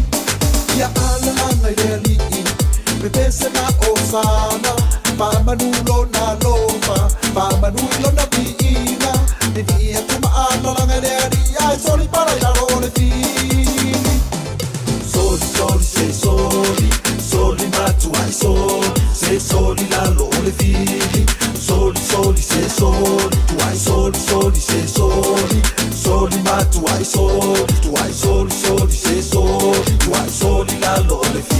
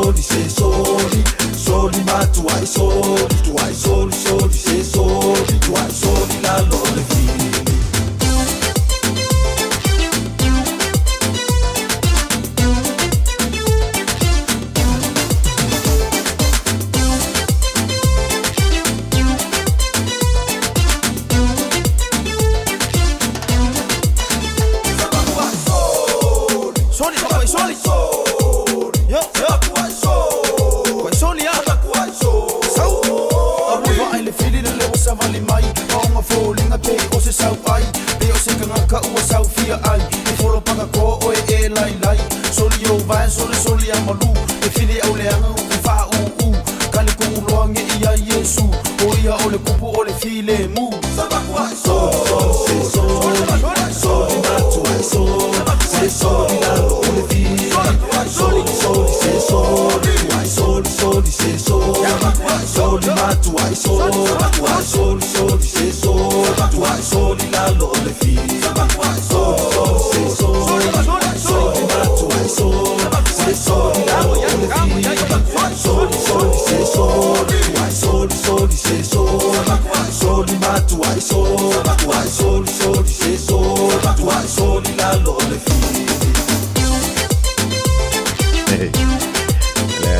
Fia que le foi ile o fiu tala pa unha soli la no le fi. Ai fama un po le fai fi. Se fulu mo le valo video tu bate ni le July lua le dansa e fa fonga e tala e vai fanua. Ja mai si uli umala le fi o le fo ia solunu la to mo si fa mo ponga ile taimi masani ile so anto hel. Malawan tu ya Yona Fanta ila Leo before ia la auli Simone o le mafu to mai dai le fia anga fenga i Samoa o le wa pa fana o le me wa pa il fana o le wa amantana sau tonu ia i unga o fenga pa lonta ia mai nisio state tonu o le malo o America ma tu le no tau se temi o sola e te tau ona maua ia le fai e lua se lau fitu se fulu ia po o electoral votes e tauna maloi Kamala Harris ia po o Donald Trump ona fa bela ona avea lea o ia ma presidente o le malo Amerika lua se lau fitu se fulu pe siliatu lua se lau fitu se fulu pe siliatu o le temilering o le wa sau tonu ia nisi nei unga o pa lota ia ma o le lai mai tawatu o lo o silia i luma ia leli i o Donald Trump o le temilere ia i vas fulma le lima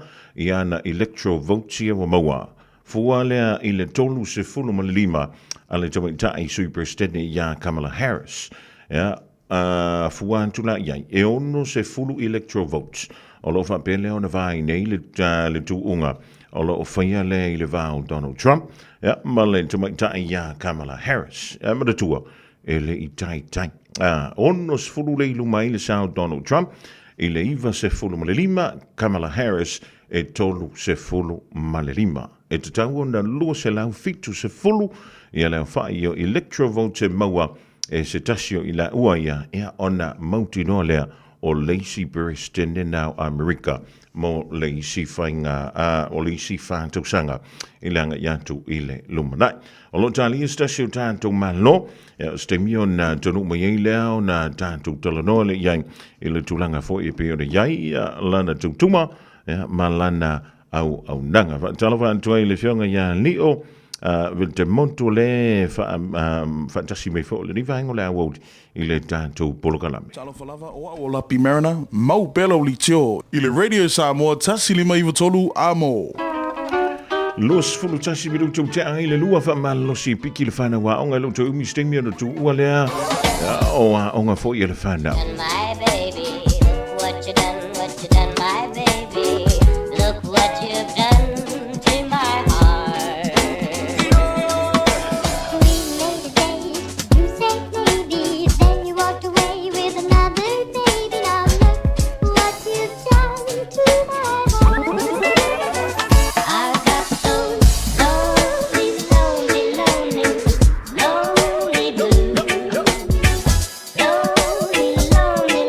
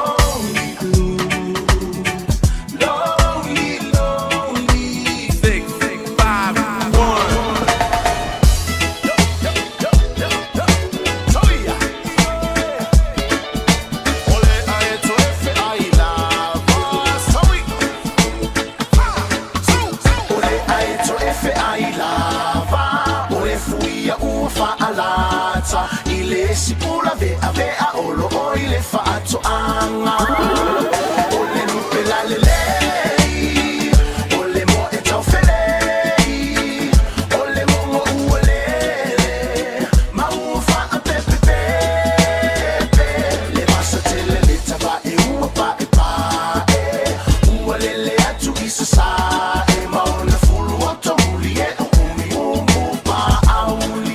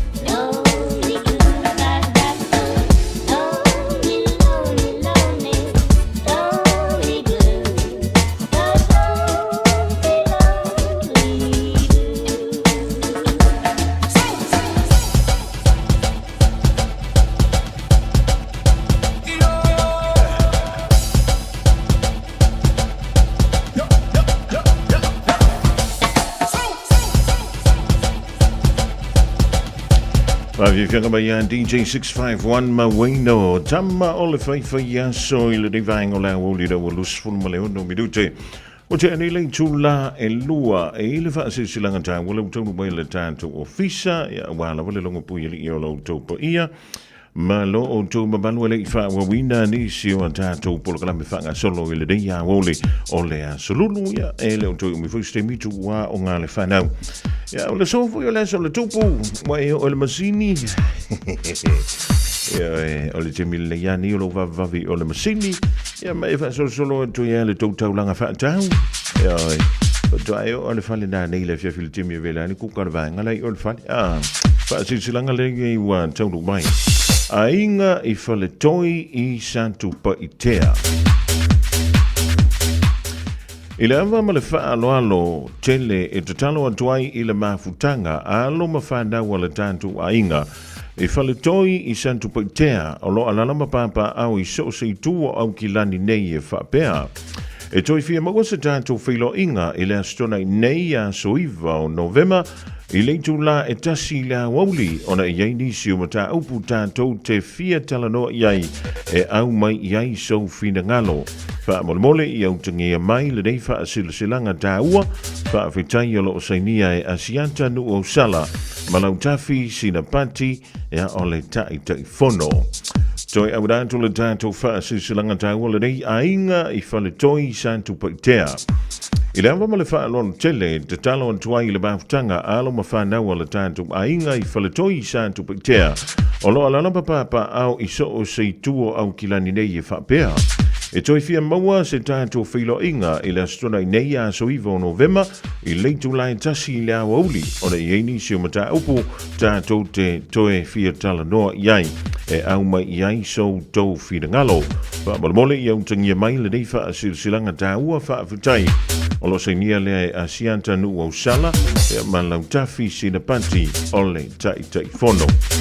O se tasi nao wha silsilanga tā ua leu tonu mailo fisa o le tātou wala leo. Le dei fo i vaengo lea woli, wala wale longa puyeli o lo taupa ia, ma lo o tau mabalo.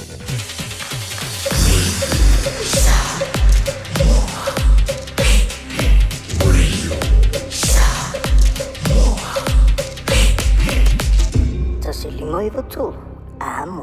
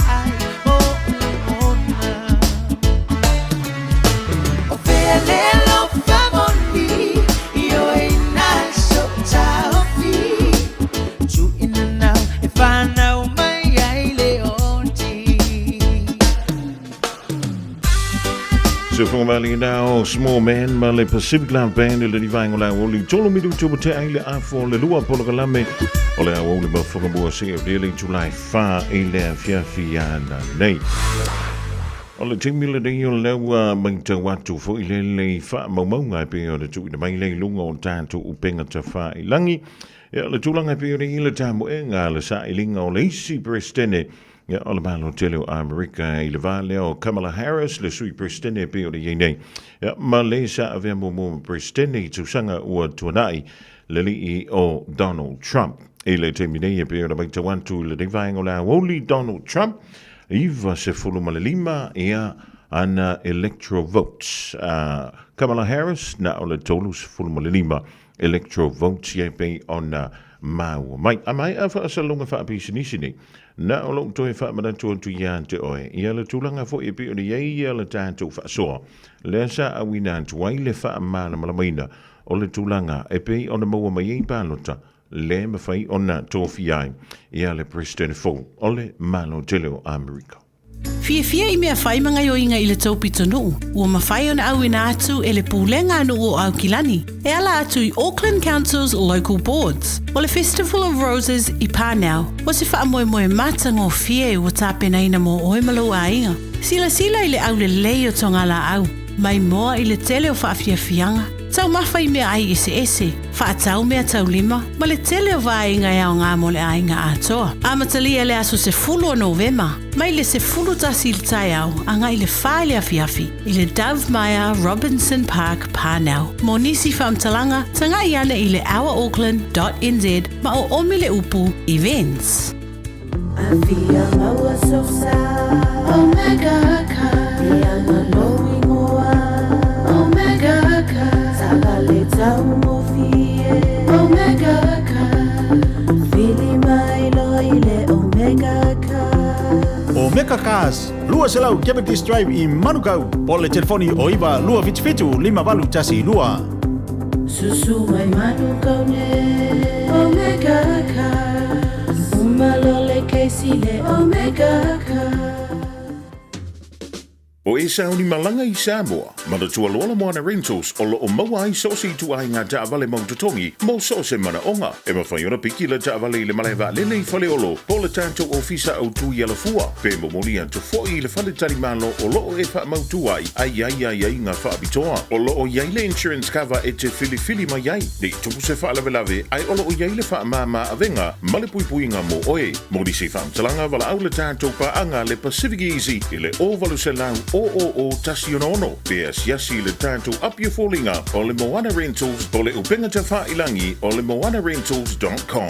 Talofa Samoa, o Atish Narayan, o le Licensed Immigration Advisor mo le Auckland South Immigration Consultants. E visosoani mo so se tu ai ngā visa e malanga mai New Zealand po Australia. Telefoni mai nei loa I le o valu o tasi o no valu whawhitulua. Po le olua tasi o no valu fitulua tolu o. 24 hours a day, 7 days a week. Radio Samoa streaming live on www.radiosamoa.co.nz. Lewa toi lu sul fa midu tona talo le tulai tonu ya tafo le tonu ama tantu wa onga le fana wile ya wole ole solulu ya ma wa tonu wa toi ma tu piki mai I la to ya ma ya la to wa onga pi ona yai ya no toi lu ai fo ile wa so wa onga le fana le dei va ya so momo o le masina o November o tali ai ya le tulanga pi ona yai le sau tonu o palonta o le whainga palonta le mano tele o Amerika. O le aso le niva yaso, le sa whapelea o na o whaailoa tuai, se whaataita inga. Ia male awivi fo e peoni e ia le whaatinoina, o le whainga palonta a le mano tele o Amerika. Ia pila o na ta ua maile I li poti, e whaitau miliona tangata Amerika, o lea ua mai o na whaiala tau whainga palonta ma o le foi. Wa amanta o na maua mai unga o palota inisi o se tete tutonu Amerika a peila na yele tianga o lo o yai I le temilere o lo o mua I lumale sa o le lii o Donald Trump iva sfurulima I le tolu se fulmalima a Kamala Harris e le itai lava ia ona tau o antu I le afa ia pesilia tufo I le afa e ala whitawina o palota pe o te taunu atu I tutonu o whale palota I tutonu o Amerika. Ia, mai o le tūlanga pe o ne iai. O le tūlanga o lo o filifili ai, ia se presidente o Amerika. Filifili ai foi. Ia, ma senator, ia antoa ai foi masui. O le kongresi. Mana tuai lua whale I tutonu o le whaatūlanga ina leo upufai o le malo o Amerika. O le House of Representatives, ia whaapea foi ia le Congress, e pe o le iai ia senator. O lo o iai tutonu o le sa ilinga, ia po o le tauvanga foi. I le nei tausanga. O le ala, o sa tutonu lo na winga, o si lia ma le se laumo o na tupu, le au whai, o electoral votes, o le umai a o na whaitawina. I le whaitaunga mua leo le unga o palo ta ale malo o Amerika. Whamai lefsi, e whapewhia o na whiriwhiri ai Amerika, lo lantou perestene. Ia pe o na o ta ua I le amtanga o le riva yaso, e i le vaenga o ta ua o le Electoral College. Ia le la pe o na iai ia electoral votes, le o lo o tau va iai. Donald Trump, ia malatumita I superstede ia Kamala Harris, o le mai le whaamtalanga e te tau, o na ausia ia palota e lua se lau fitu se fulu, e se tasi o sui tau va nei. Ia, o na mawai lole ina le isi prestene fo, o le malo o Amerika. Ia, o na nga ilea, I le tūlanga o le sa ilia le prestene na wa iai. Ese ia le numera o electors, e fua le le whai o na fua, o lo iai tutonu o le kongresi, ia po le Congress, House of Representatives, ato ai. Ia, mana fua e lua mo senator mai tutonu o le stete ma le fo I stete. O le whanti ta inga pe o le tuina mai le TV tasi I le neiva yaso. O le whanti ta inga o le stete o California. E tono o California e lima se fulu ma le lua na foa o lo iai mo le kongresi. Ai lua o na foa mo senator. O lo no inga atu whatasi e lima se fulu ma le wha. Ia leo whai o na foa ia po electoral votes. E ma whai lea o na maua mai I te tonu o le stete lava ia o California. Ai I voi la ma le system o lo wha ngai I. O le wha mpea mai e le wha mtalanga.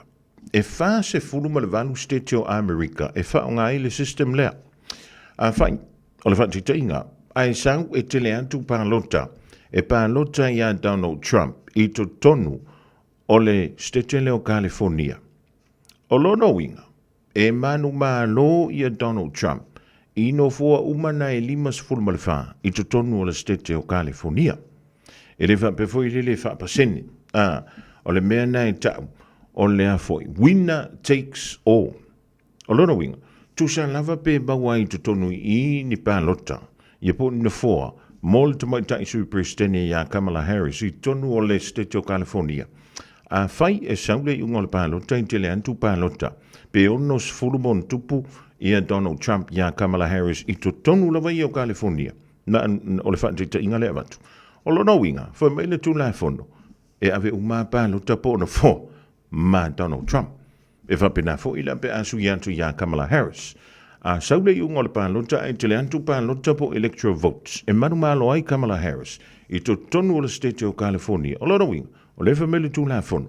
E ave uma iai. Ia la tau pālota na po o electoral votes e lima se fulu marfa. Makua I ke le ma le se senga ma le system o lo whangaina I tātou tono New Zealand. Anto ai ma Australia ia e whape fo ilo tātou toro I Samoa. O lea whainga o lo whangaina I tono o stete e lima mine fast fulu marfa. O le malo tele o Amerika. Se I vangara aila stete I e lua o Maine ma Nebraska. E mawhaiai o na pālota tangata I le sili atu na I lolo to tasi I le sui tau wā. O lona winga I tono o Maine ma Nebraska o loo whaatangai na wha le tūlaifono o na e pālota I sui tau wā e lua. Io, e se fo iskairia Amerika la tōi. I le tau o whainga whaatasi o electors I tonu o state o Amerika. Mea nā le whai mai e le whaamtalanga. E ta tau o na maua au electoral votes e lua se lau fitu se fulu. A wa antu whaatasi uma ia electors I to tonu o state o Amerika. E maua leo wha I lima se lau tolu se fulu malavan. Lima se lau tolu se fulu malavan. O lona winga, o le whainu mera e manu malo ai ma maua ele presidente fo. lua se lau fitu se fulu ia no foa po electoral votes. Wa maua mai. Ia, mau mai ova a.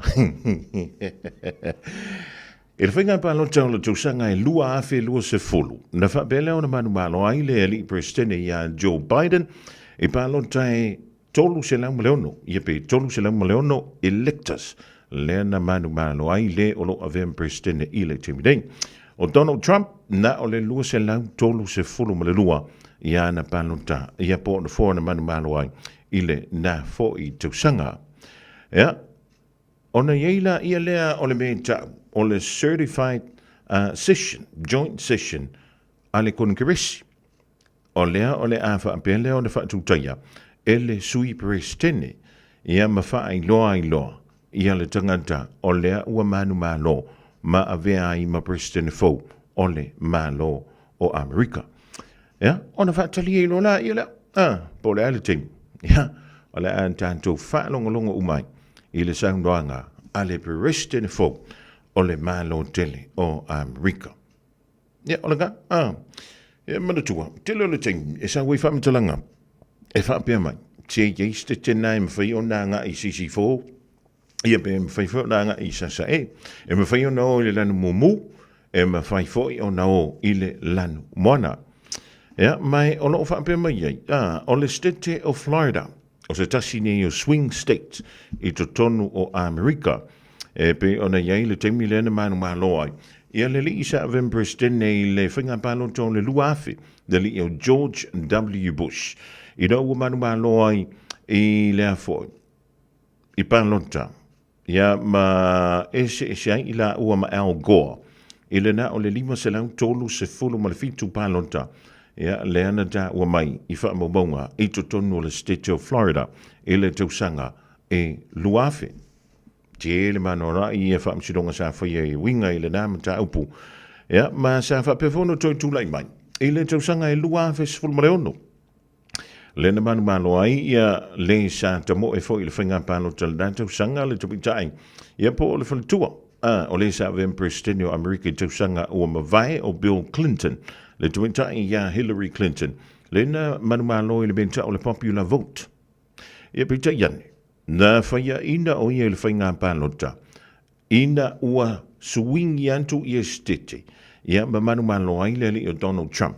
I le mentau o le electoral college. Ia le iei mentau electoral votes.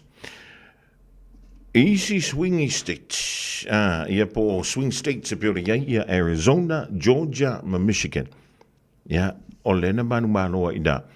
Le o lo avem presidente le temine ia le li o Joe Biden. Ia alongo winga. O le mena le na lei o na te le lava wha ala wilo ma wha antosina a Kamala Harris ma Donald Trump. E si tete nei a wai le mauti no. Kusor kama vui le e seri io e mai o el taiao.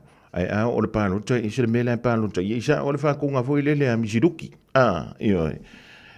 Io e mai a ko pai io e kausa sami o le whaleo. Ia o le kulanga ranga ai se i tātou tāli talipea. Po le ali tūlanga o le a o tu iai i al whainga pālota a le malo tele o Amerika. A wai le leila wale tātou muli muli tai. Ia o lai te bāla malama. Ai le angalaka ko wopongi sa iai. Ia ai makua lipi a ko masisila fia tātou. Po le a ele mele pisa mai e ke mirangi ia ka ko whainga pāloka Ia manatua. O le mea nai o iai. Ia mai e foi le whailonga fisila. Ia pe o no o foi le mata upo whainga pālota Amerika i le dito sanga i le whaamasino. Wa e alu e piki ka maiki. A le whale o ainga ke whaimbe mali e mai kausa miai ringi o uli. I le au mua funtasi. Umanoa o le pālota tia i mai lato whaafasi whaki. E le au sita o wha. Sa o ki le pālota. Whaato aso sa mai e ato le whai i se pālota. Sa ma se whanu whai ni mai whaato sina i ta ua.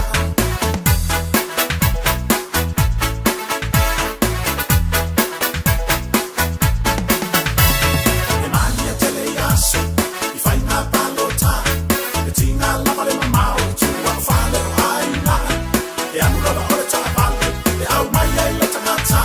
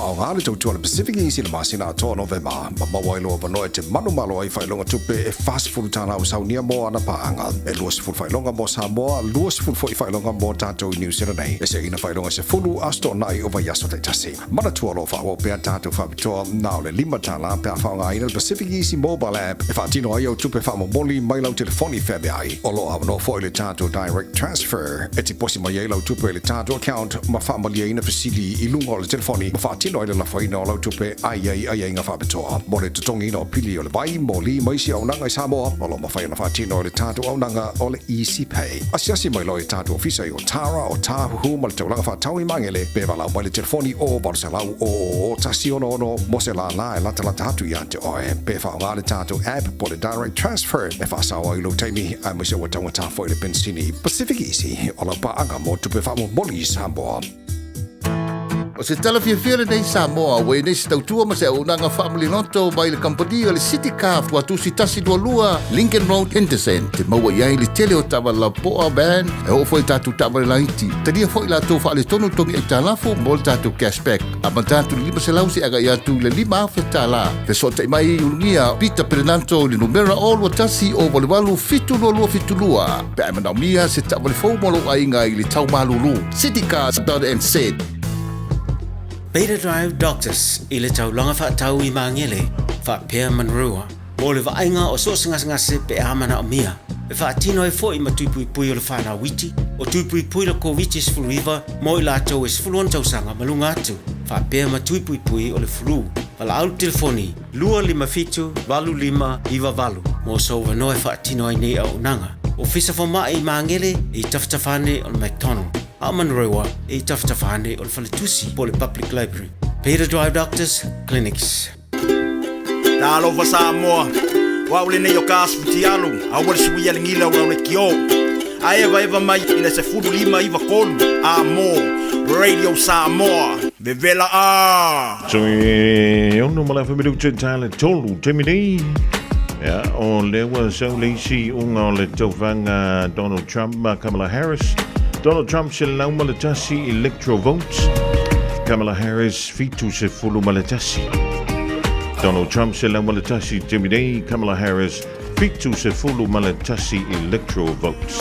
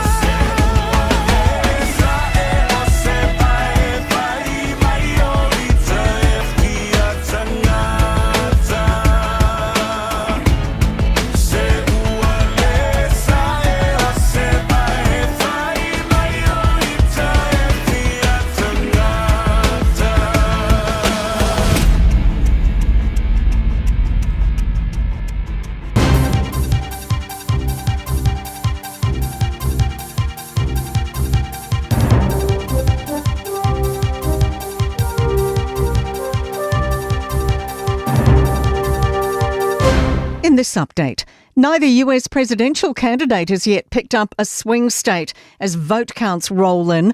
CNN is projecting 105 electoral votes for Donald Trump so far and 27 for Kamala Harris. Either candidate must be the first to 270 electoral votes to win. Voting has closed in many swing states, but it's still too early for any to be called. CNN's John King says the results so far are business as usual. Are there any surprises? And the answer as of now is no. That the states that are red are states that Trump has won consistently, and the Republican states, and the states that are blue are Democratic states. So we have no surprises on the map at the moment. Donald Trump has already claimed voter fraud.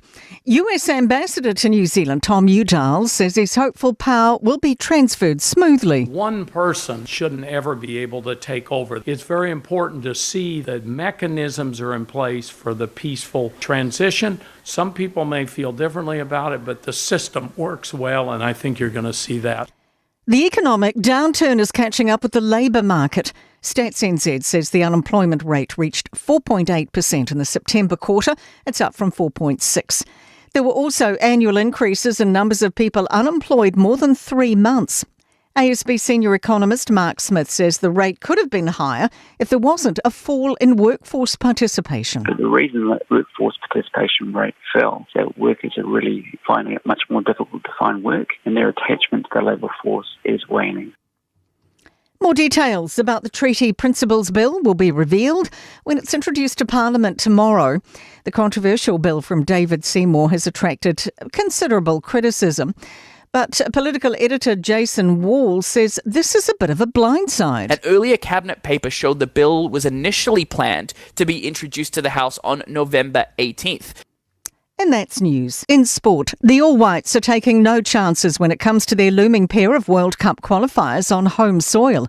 An all but full-strength squad's been named for games against Vanuatu on November 15 and Samoa on November 18.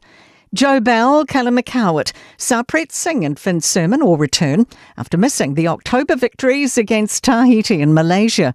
Coach Darren Baisley's happy to have such a strong group. They're very good players, so yeah, having them return is great. And the only one that we really lost was Ben Old to an injury. So apart from that, we've got a really strong squad.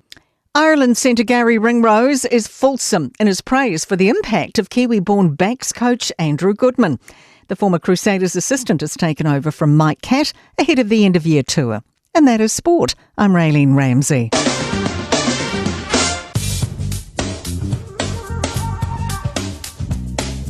Whātalo whātua lau tala le nei o le tau mo le so mo le aso a tai ao. Wingo le tau mo le aso o le aiai teimi o le tai ao e uwhitia ai le langi e ao. Pe tai o le alangi le leu wingo le tau anga I atu le awa uli. E angi mai sa vini mai le tu sau te sifo o le atu nuu.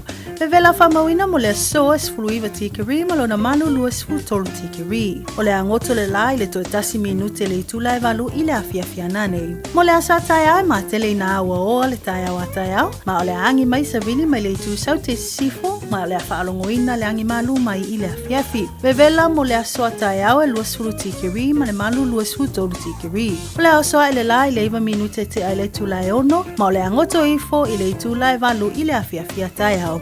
O lau tala na nao le tau mo le so mo le asa tai ao. Radio Samoa. Taslima iwatolu amo.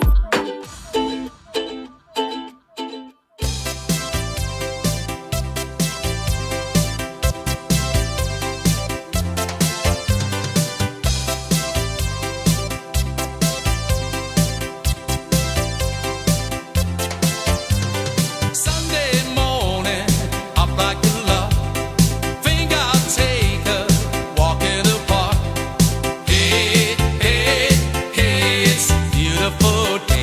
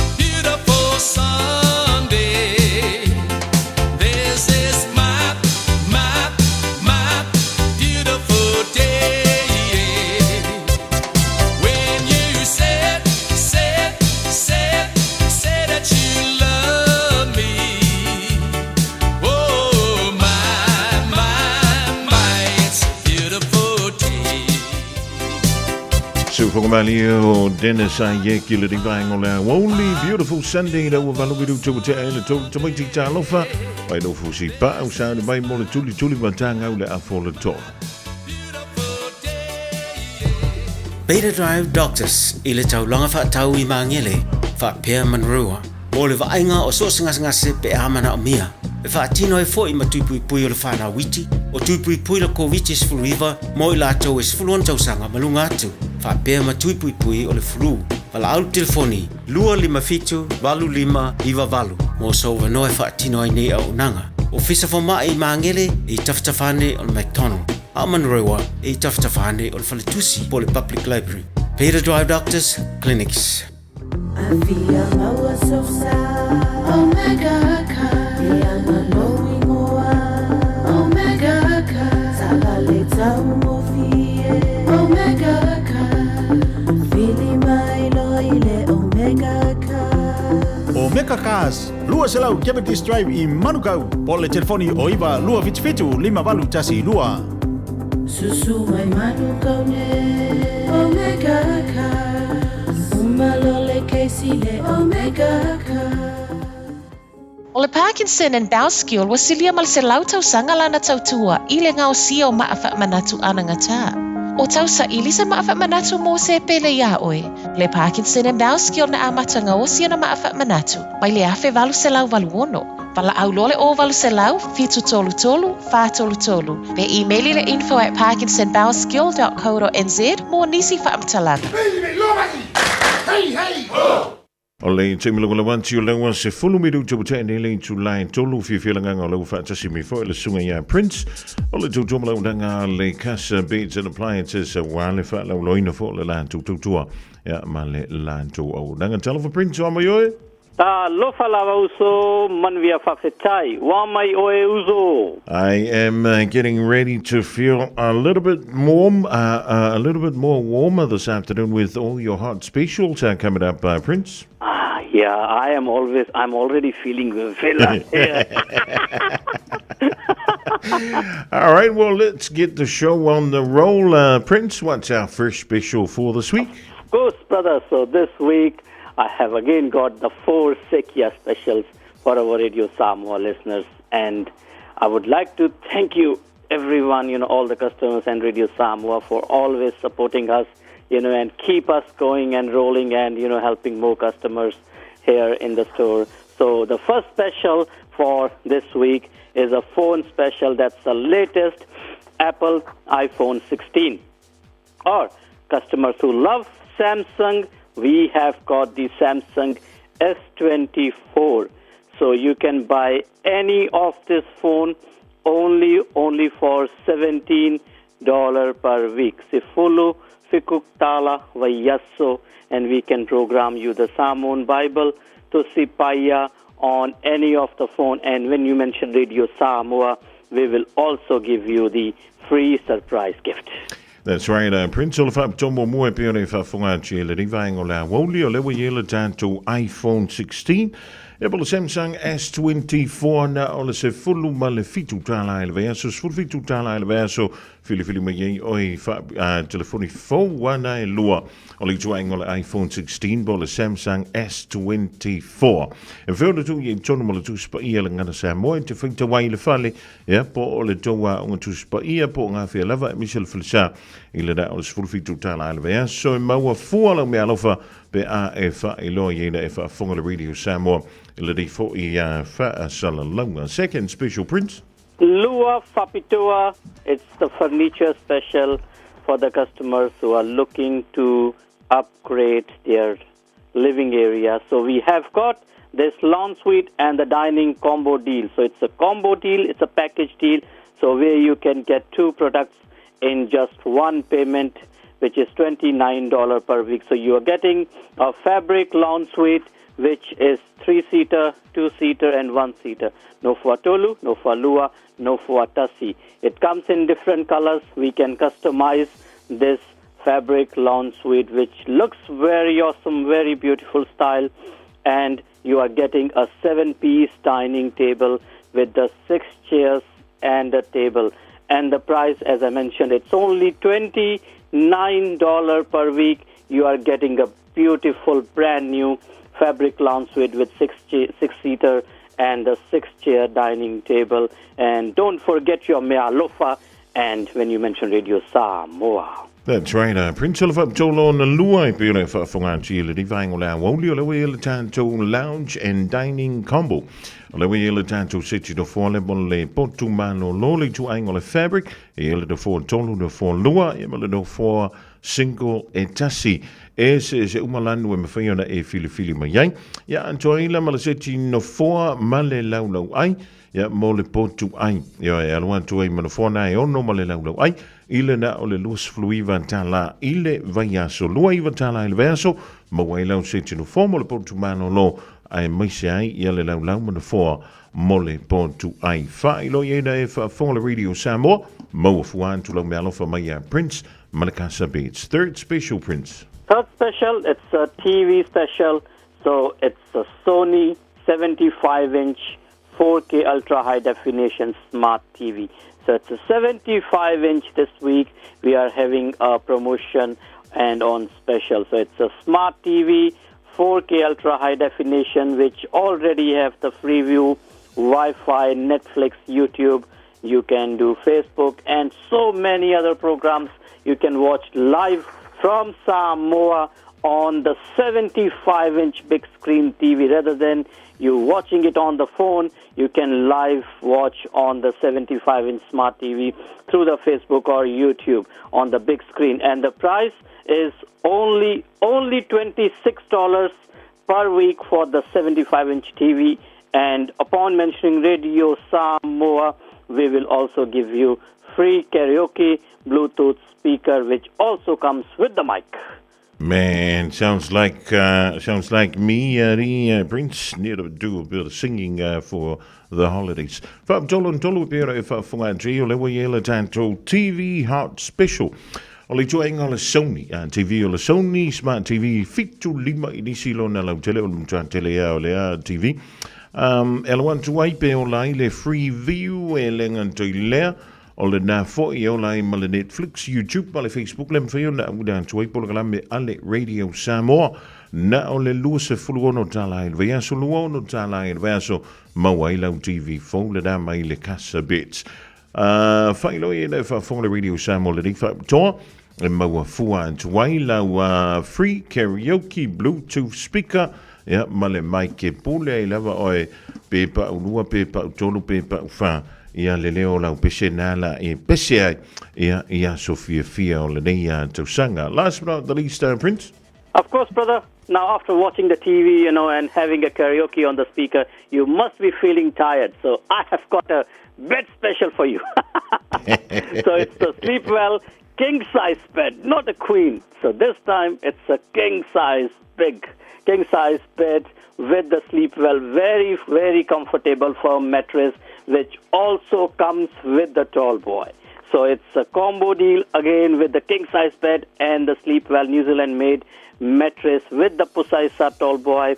And this weekly price is only $13 per week. Imagine you're getting a king-size bed with the mattress and the tall boy only for $13 per week, and your mea lofa as well. And where can the people come and find you, Prince? Of course, brother. Our stores in Otahuhu, it's Fikufa, Great South Road, Otahuhu, which is near the KFC, heaps of parking there. And in Henderson, it's 379 Great North Road, Henderson, which is across to the BNZ Bank, and you can park your car at the back of the store. Opening timing is Monday to Friday, 9 to 5:30, and on Saturday it's 10 to 4 p.m. And the toll-free number where you can contact us, that's Owasilau Lua Lua Lua Lima Fa Walu, 0800 222 548. And for Henderson store, you can press 2. For Otahu store, you can press 1. And you can also find us on our Facebook pages, which is Casa Beds and Appliances Otahuhu for the South Auckland customers, Casa Beds and Appliances Henderson, that's for the West Auckland customers. So you can find all our latest deals and the products, everything on the Facebook, and you can message us as well. That's right, Prince. Always a pleasure having you on the program. You look after yourself, and we'll talk again next week. Yeah, thank you so much, Yusuf. Afetai tele lava. Ya tofase fua Samoa. Sekia Samoa. Taylor sunga ya Prince wa vela wa ya mafunga tamul moli o le tutumula udanga na ale casa beats and appliances. Pe ora yela tanto fa tamul moli fa tolo na fa o le bed special o le yela le sleep well king size bed. Ela want to aim a sleep well firm mattress. Ja, en toe foi mal le ton boy le pusa tu o le winga o le base ja fa before ile fa malo al want to aim a pusa tu now le to ainga le ton boy ile da o sfulu tonu tala ile vayaso sfulu tolu tala ile vayaso mawaila mwenga king size o le fa malo king size ma le pusa tu le to ainga le ton boy. Mafaiona e asisiane le fafi to find Great South Rodeo too.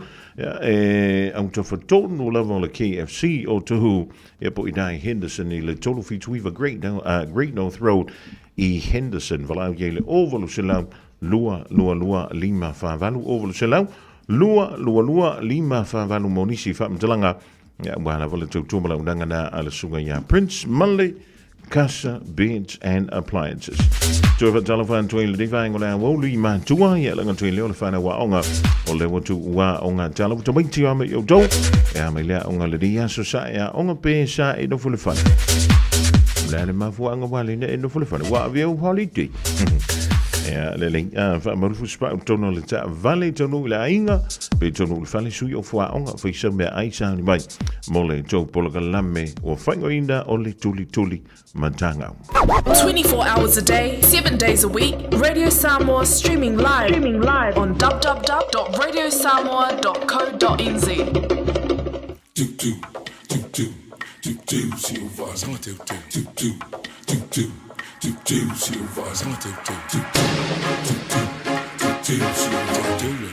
Six, five, one.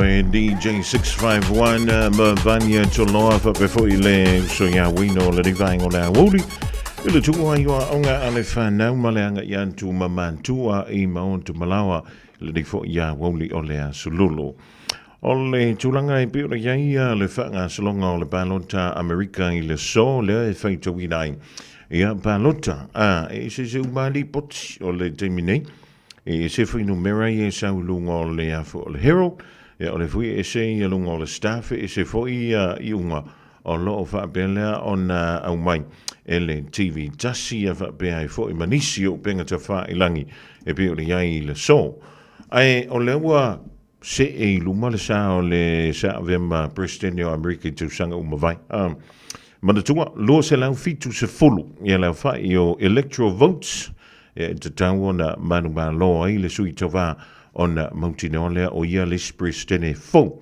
America lua afe lua fa anga ile lua afe lua se folo mo le van o le termine le tamo enga Kamala Harris ma Donald Trump Kamala Harris iva se folo mo le iva electoral votes o le li isa ve mo pristene o Donald Trump ina ua ia manu ma lo le state of Texas ia ma fa pele o na mo an toi siana pa lota na fa se folo o le wasi tia nei lana foi numera ile se lau fitu se fulu malefitu.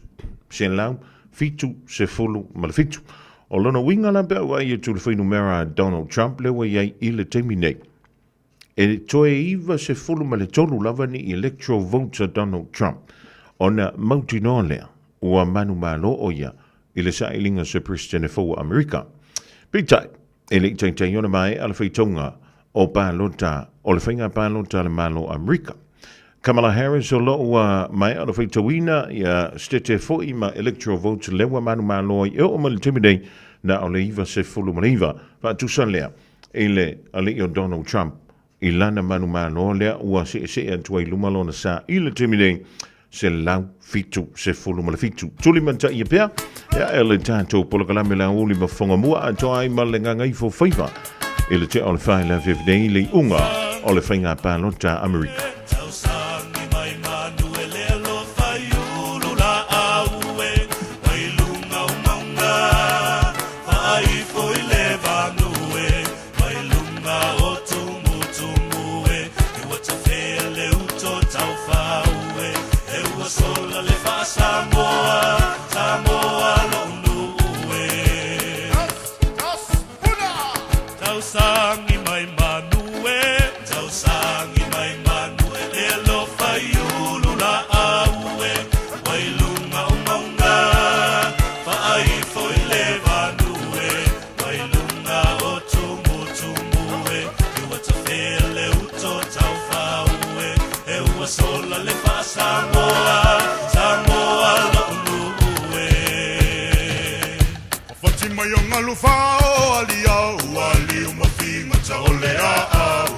Talite mulenu sa babau ia mangalo ai le salatingila na wafio ngai le kaisa ia o la tamana fafola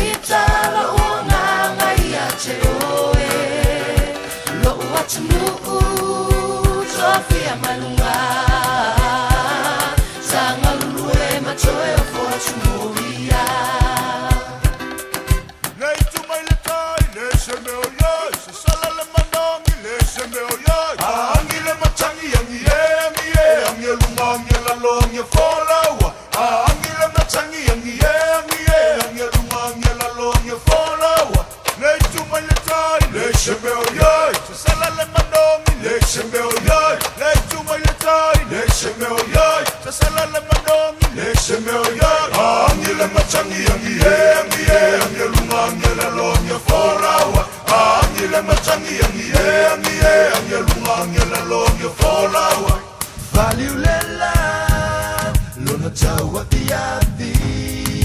Utua na iatu Foi nei le lai Valiu le la Lona tau a piavi Utua na iatu Foi nei le lai Te mana tuaso o oe maau O talau malalofa na o wavatu E faali uma foi nei o manatu Ele ai maseisi wana o au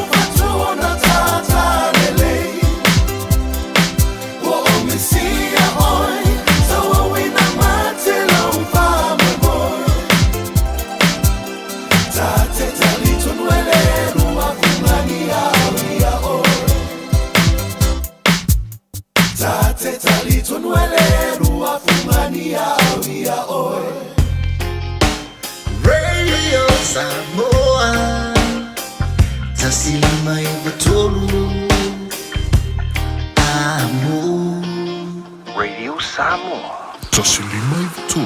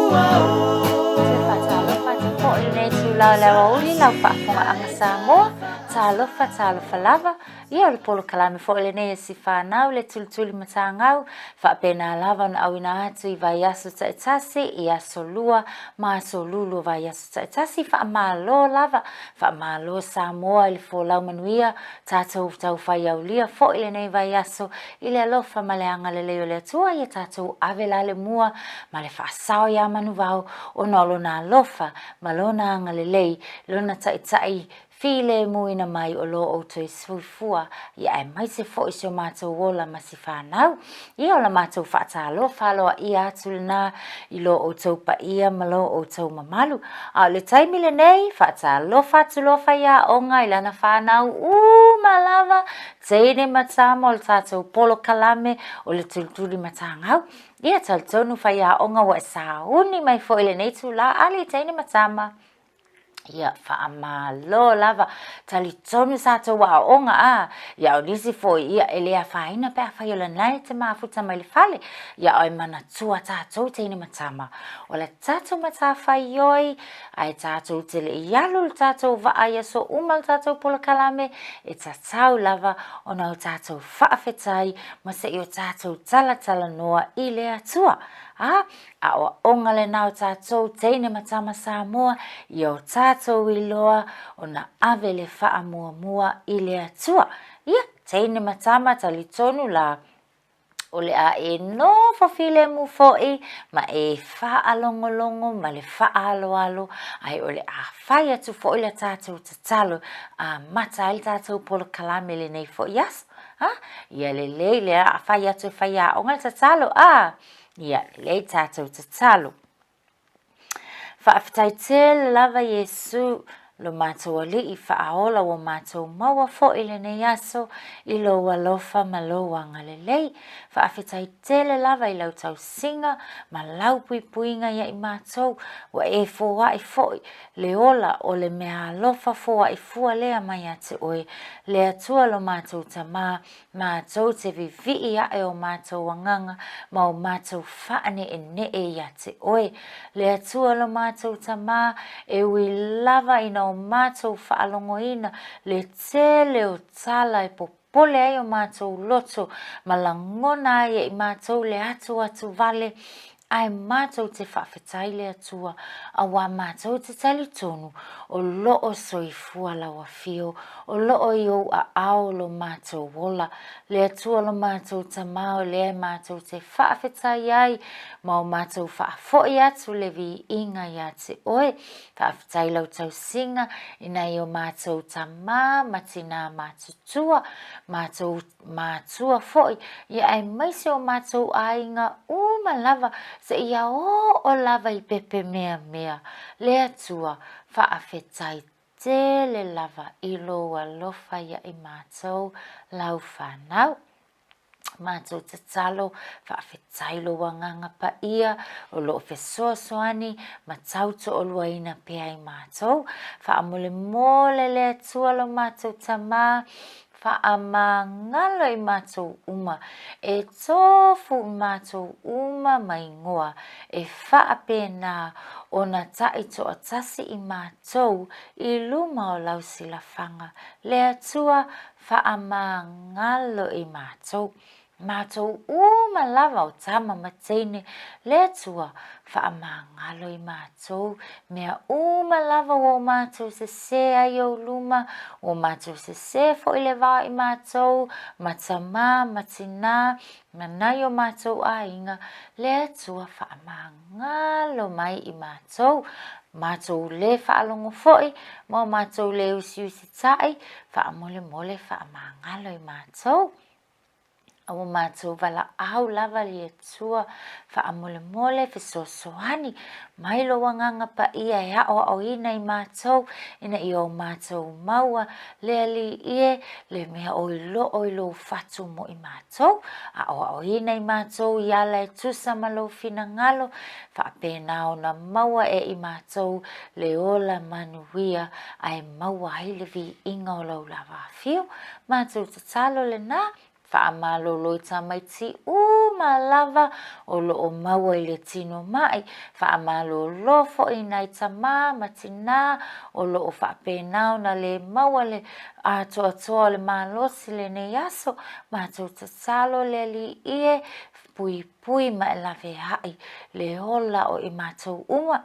Totonu o whale a onga, i totonu o taa vale, i lunga o ala tele vavave, totonu o mātou whale, whaamole mole le atua, pui malave ha'i lo mātou wola, whaamanuia mai oe lo mātou polo kalame, whaamanuia I whaiaonga malava, whaamanuia fo'i oe I le leiti o Samoa, ma le pūlenga. Mawai fo'i lo mātou awanoa, le atua lo mātou tamā, whaamanuia ia I lātou, whailongaina fo'i o lātou waso whanau le ne yaso. Mātou te talo ia hanga le leia I mātou malava. I fo'i la mātou polo kalame le ne yaso. Mātou whaafo'i lo lava vi inga. Ona lo suafa Yesu Keriso, o mātou te talo, ma wala awa tuai. Amen. Ia amene tene matama se le tau le lei. O kalo fia lo whaalongolongo atu la ko ke file mu. Le lei tele o tau. Ia usula tatou pese. Se tatou whaafet. Ia tili a Yesu. Ia ma whaafia fo'i. Ia le whaafofonga Yesu. Wai se le fia Yesu. I le mana nei o tau leo. O tau umalava. O le au le ia mamanga ngai o kou leo. Ia usumalal tatou pese. Ai a mata te whaiaonga. Ia e whai fo iei loe o e tango le pese. Ia e whai le tango le pese. Ma e pese leo tele. Ia ta ua lava ke oki ngā kalingo ta mamatina. Ia e pese mana ia. Ia le leila au suafu tatou pese. Le alofa o le tua, pe o seli o tele, e ta amilo lava, le ai se mutaanga, o le alofa le uma, e fai pea le ngata. Walofa mai o ia so umalava. Ia, ba aila o tau. Mana tua whaiaonga pese nama la onga sasa. Ia, so ala ola itisi whaiaonga pe o tau. Ia, o mai la sole nei. Lai mana tua lava whaiaonga. Lea ngau lo tala noa mai ai. I lea lofa o Yesu. Ia. Lea lofa o lea tua mai e peise li o la po a lava. Ia. Ia e tangola e tuulo li mele ia. Ia tu silo a whaapele li o tātou whaalapoto poto. Ia. Ia. Whai mai o le li o le nai le aise. E le aise ona muta anga. E le haifu se mea ma whai ona whaapena. Ona vai lua i le li o. Ia. O le li o e whaasolo toa. Whaapena umalava. Le alofa o la tātou wā whaapelepele o Yesu. Ia te oe. Ia maha o fo. Ia lelei paki umala. Ia lelei. Tēne matama, ia usu whakasil tātou whaatalofa, ia e whaatalofa ia wo umalava ta o lato ingoa. Na ia wo lai tonu la onga a mata. Ia ta o whale ingoa whaia onga pēr whaile na la e pese mai. Whaatalofa foi o ia tina matama. Pēr whaio na te whaalonglongo mel ta vale tina no to wole whale. Le tēne matama, ia lelei whaatalofa atu la whaia onga. Talofa lava, o amai oe, manuia whaafetai, whaafetai lava, pati mai okai, ia talofa teine matama, le tali le teine ma le tama Samoa, Nele, ia tali mai ta lofa whaiaonga. O mai o tau le nei aso. Manuia whaafetai oka paki. Fe wale leia ni ale kalangoa mai se o whanau. Ese le tau le lei. Ia le lei teine matama. Mana tua oka kiki lava ngalo ia tātou. O ai le na whailona longa sa whanau. O ai le na whailonga longa sa whanau mai le aso sa. Ana nafi le aso ngafua. Le aso lua lale nei. O ai la sa whailonga longa sa whanau li teine matama.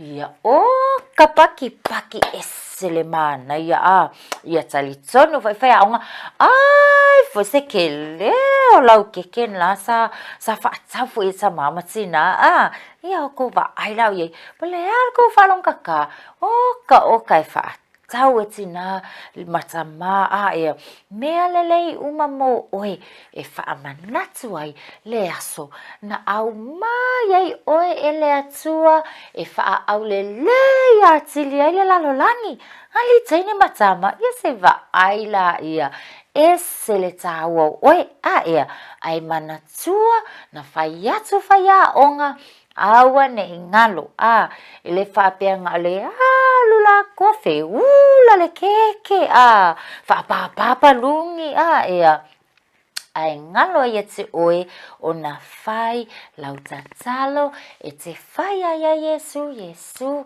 fa afetai tele lava mo ne tau sanga fa afetai lava Yesu mo lo wola fa afetai Yesu mo se tama ma se tina ia tene matama oa onga leleina lea e wha manatu atu i tātou polo kalame awa ne ngalo ia te oe o le wha avae o le tene ma le tama Samoa e wha avae lo na o langa i le alofa o le alofa le nā e wa ai oe e whai lava tina matama mea lelei mo oe e o foi a tina matua io e te alu atu wha mai tina matua sau wai wha pena tina matua mai sa foi o seo kama o ia e langa mai le atu tina oka langa mai le lole langa mai le pulu oka e le tina matama langa mai le pepa keke ia wa aila ia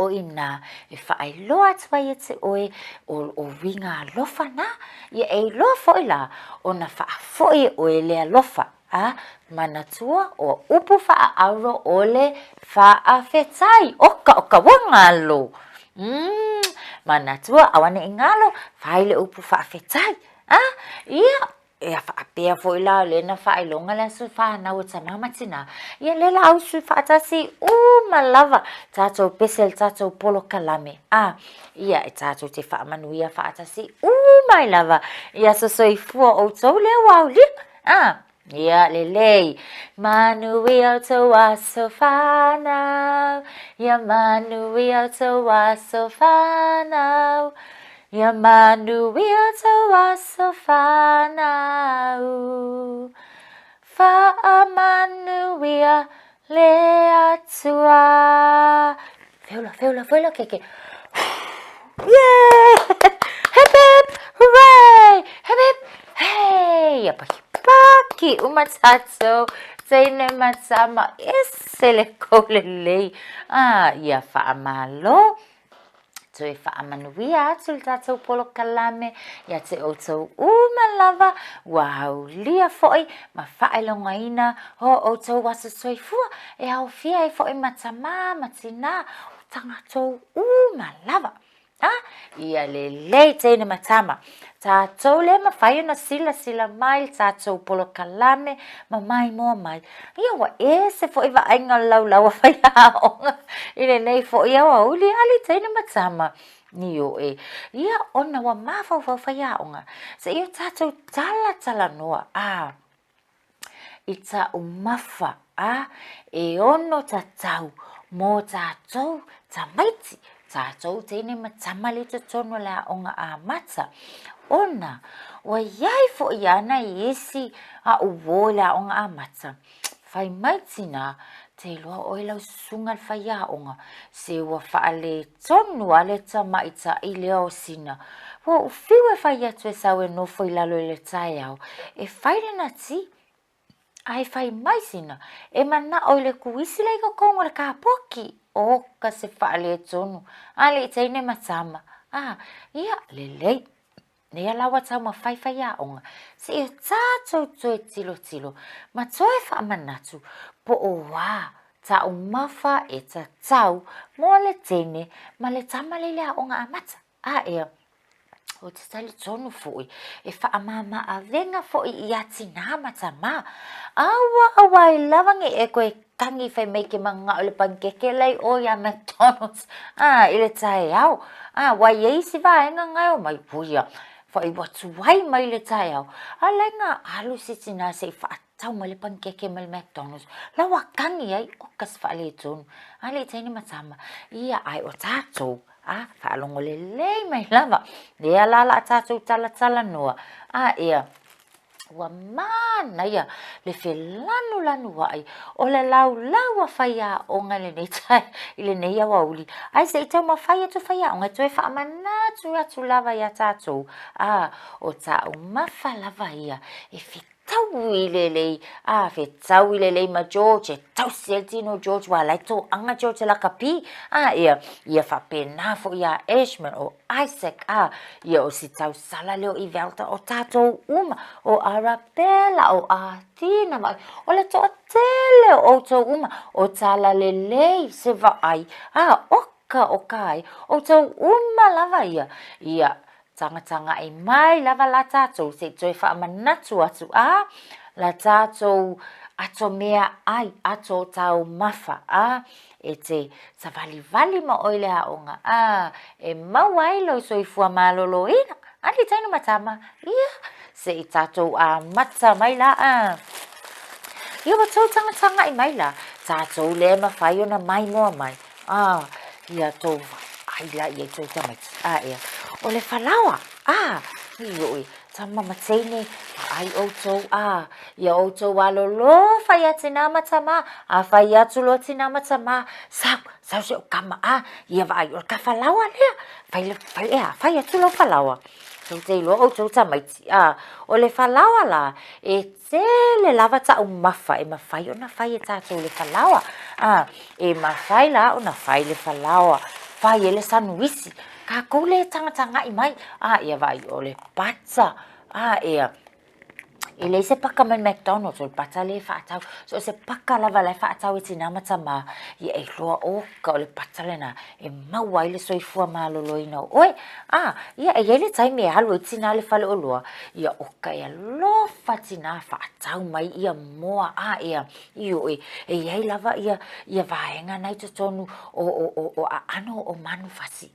Ia le whai I tina le sanguisi manga. Ia lava. Le tele nga musu e ka kou mawhaka ngofi kongi lapis. Ia, vai o le whalawa, o le moa e mawhai o na tuu I tonu, tu whaapaka le whalawa, tuu I le moa, ia. Ia, la le kama le li tene matama. O tau tātou le tanga I mai, ia. Iyo, e whamaisi le ka pisi, ia. E tau e taipei lava e fōlinga tutu sama le kāpis. Ali, tēne matama. Ai wa ai. Ia. Ia, o le fuala au aina mata lea. Lea e tā ua tātou o le letas. Ia. Iyo, e le mau e le whale o loa. Ia e ese oka tama matene o le au ngā ia le tino kākou. Ia, e te e whaamai. Te ele fulu, te ele tawhele isu wailoa. Ia e tō angala. Ia. E tutu sa le leia le letas lea. Ma le letas lea ke kangi e le burka lea mai o le McDonald's. Ia. Ai a whai atu lo tina. Ia le la whai lau sanwisi. E whai e lau mea ai la solo nei lea onga. Ia e loa na e fia. Awa o lai sau nia e mamalelei. Mama a au tina. Lai tapena I tina lau ta o mawhtanga. Ia. O tō tanga. Ia wa ai kama lea. O lea. Ma nai a tele o le ku kama. O ka fo I o le tele I o le au ngā o le ku kama. I le tau sea. O le soifua malolo ina o tā ua le teina matama. Ia. Ia. Ai le manao fo I tu tonu lau sanwisi. E mawhai lava e tina o na tu tonu o lau lunchbox po o lau pusele ave lau mea ai le aonga. Ia. Ia o na tau mawha lava le whape. Oka teine matama. Yummy.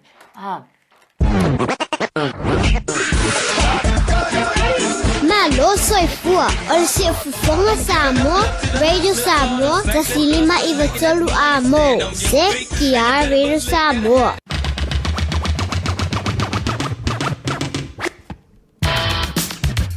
Momoli antulenga nga fa tikchele le faltua yana tasha va lua mole tanto polkalamena o le tuli matangau. Ya mala fala proputonga o le sasia e piore ye le societe o nga amante tono ni sila o lo fa nga dai le tanto ngana Samoa. E nga tomo le polkalame le so e fa prefo ile so na nafi mole fa now temi tu wa ile o nga tomoiti va ia mea o ngai whai le reifo i e fiafi i o e whai e leo si nā koma wawa uma tātou mea whapapa be o na whantono wina le fiafi a nanafi ia wha te tele sa mo le tātou mafutanga mai lea wauli ana leila se i hauria mai fo i le reiteimi o le fiafi o lewa toi ono mala awha minute o na tā leo le tulai wha tāle wha a wadātou tātou tala e pe o na tāpena mai helfa toi a Miriama la la toa mai au se talia le Julai lima o tala mai le Pasifika male le lolangi ya wala le longa puia li o lo taupa ia malo o taupa malu a feiwa i se ngana o le tauta mali e le tātou mafutanga i le so matua antu ya antu o malo titi feitama ya tātou o lia malo manuia le aso anta heau tai o tiailo o tau soifua malo ne yo la faa tau waa ya o le toi fai e fo i leo ngisi a kako kala se kele ya ma tātou ilo aipo ai le president fo o le malo Amerika lea ole a mawale unga i lea ngātu lea i le pōana. Nei, polo kalami o ngā gaifo whaiva e peon te pere mai iai le whionga iai le an tau pesta savea ma Isaac Paunga si au lea li tulai fitu i le pōana nei. A ole tau au aunala nei o whongamua e po o se manu tātou tau mawai e le pesela nei mai le Rubber Band Samoa. Tolo i matautu. Io le sama sani ona tātou whaase e ai lau papa. Ilano le vai ta fe foi le lo vai singano alo vantu vai tanto fala au male peli sulla mai molino le tai tu pizzo ia pia si o utaula manaya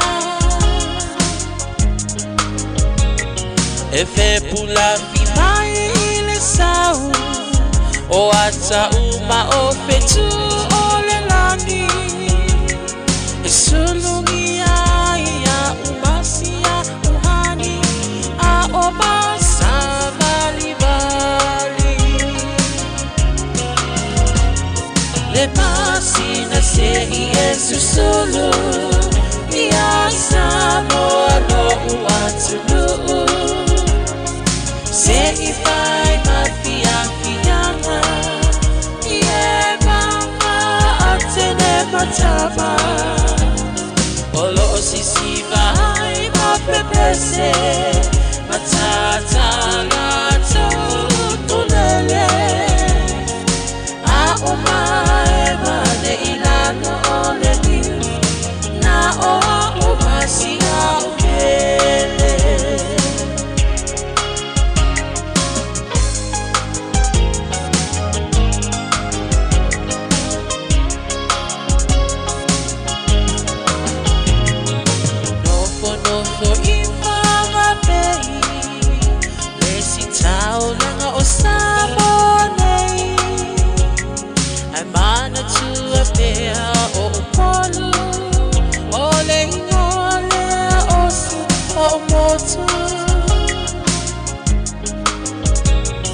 ele mafai nanga ona ngalo le tafe mali o vai singano lo ono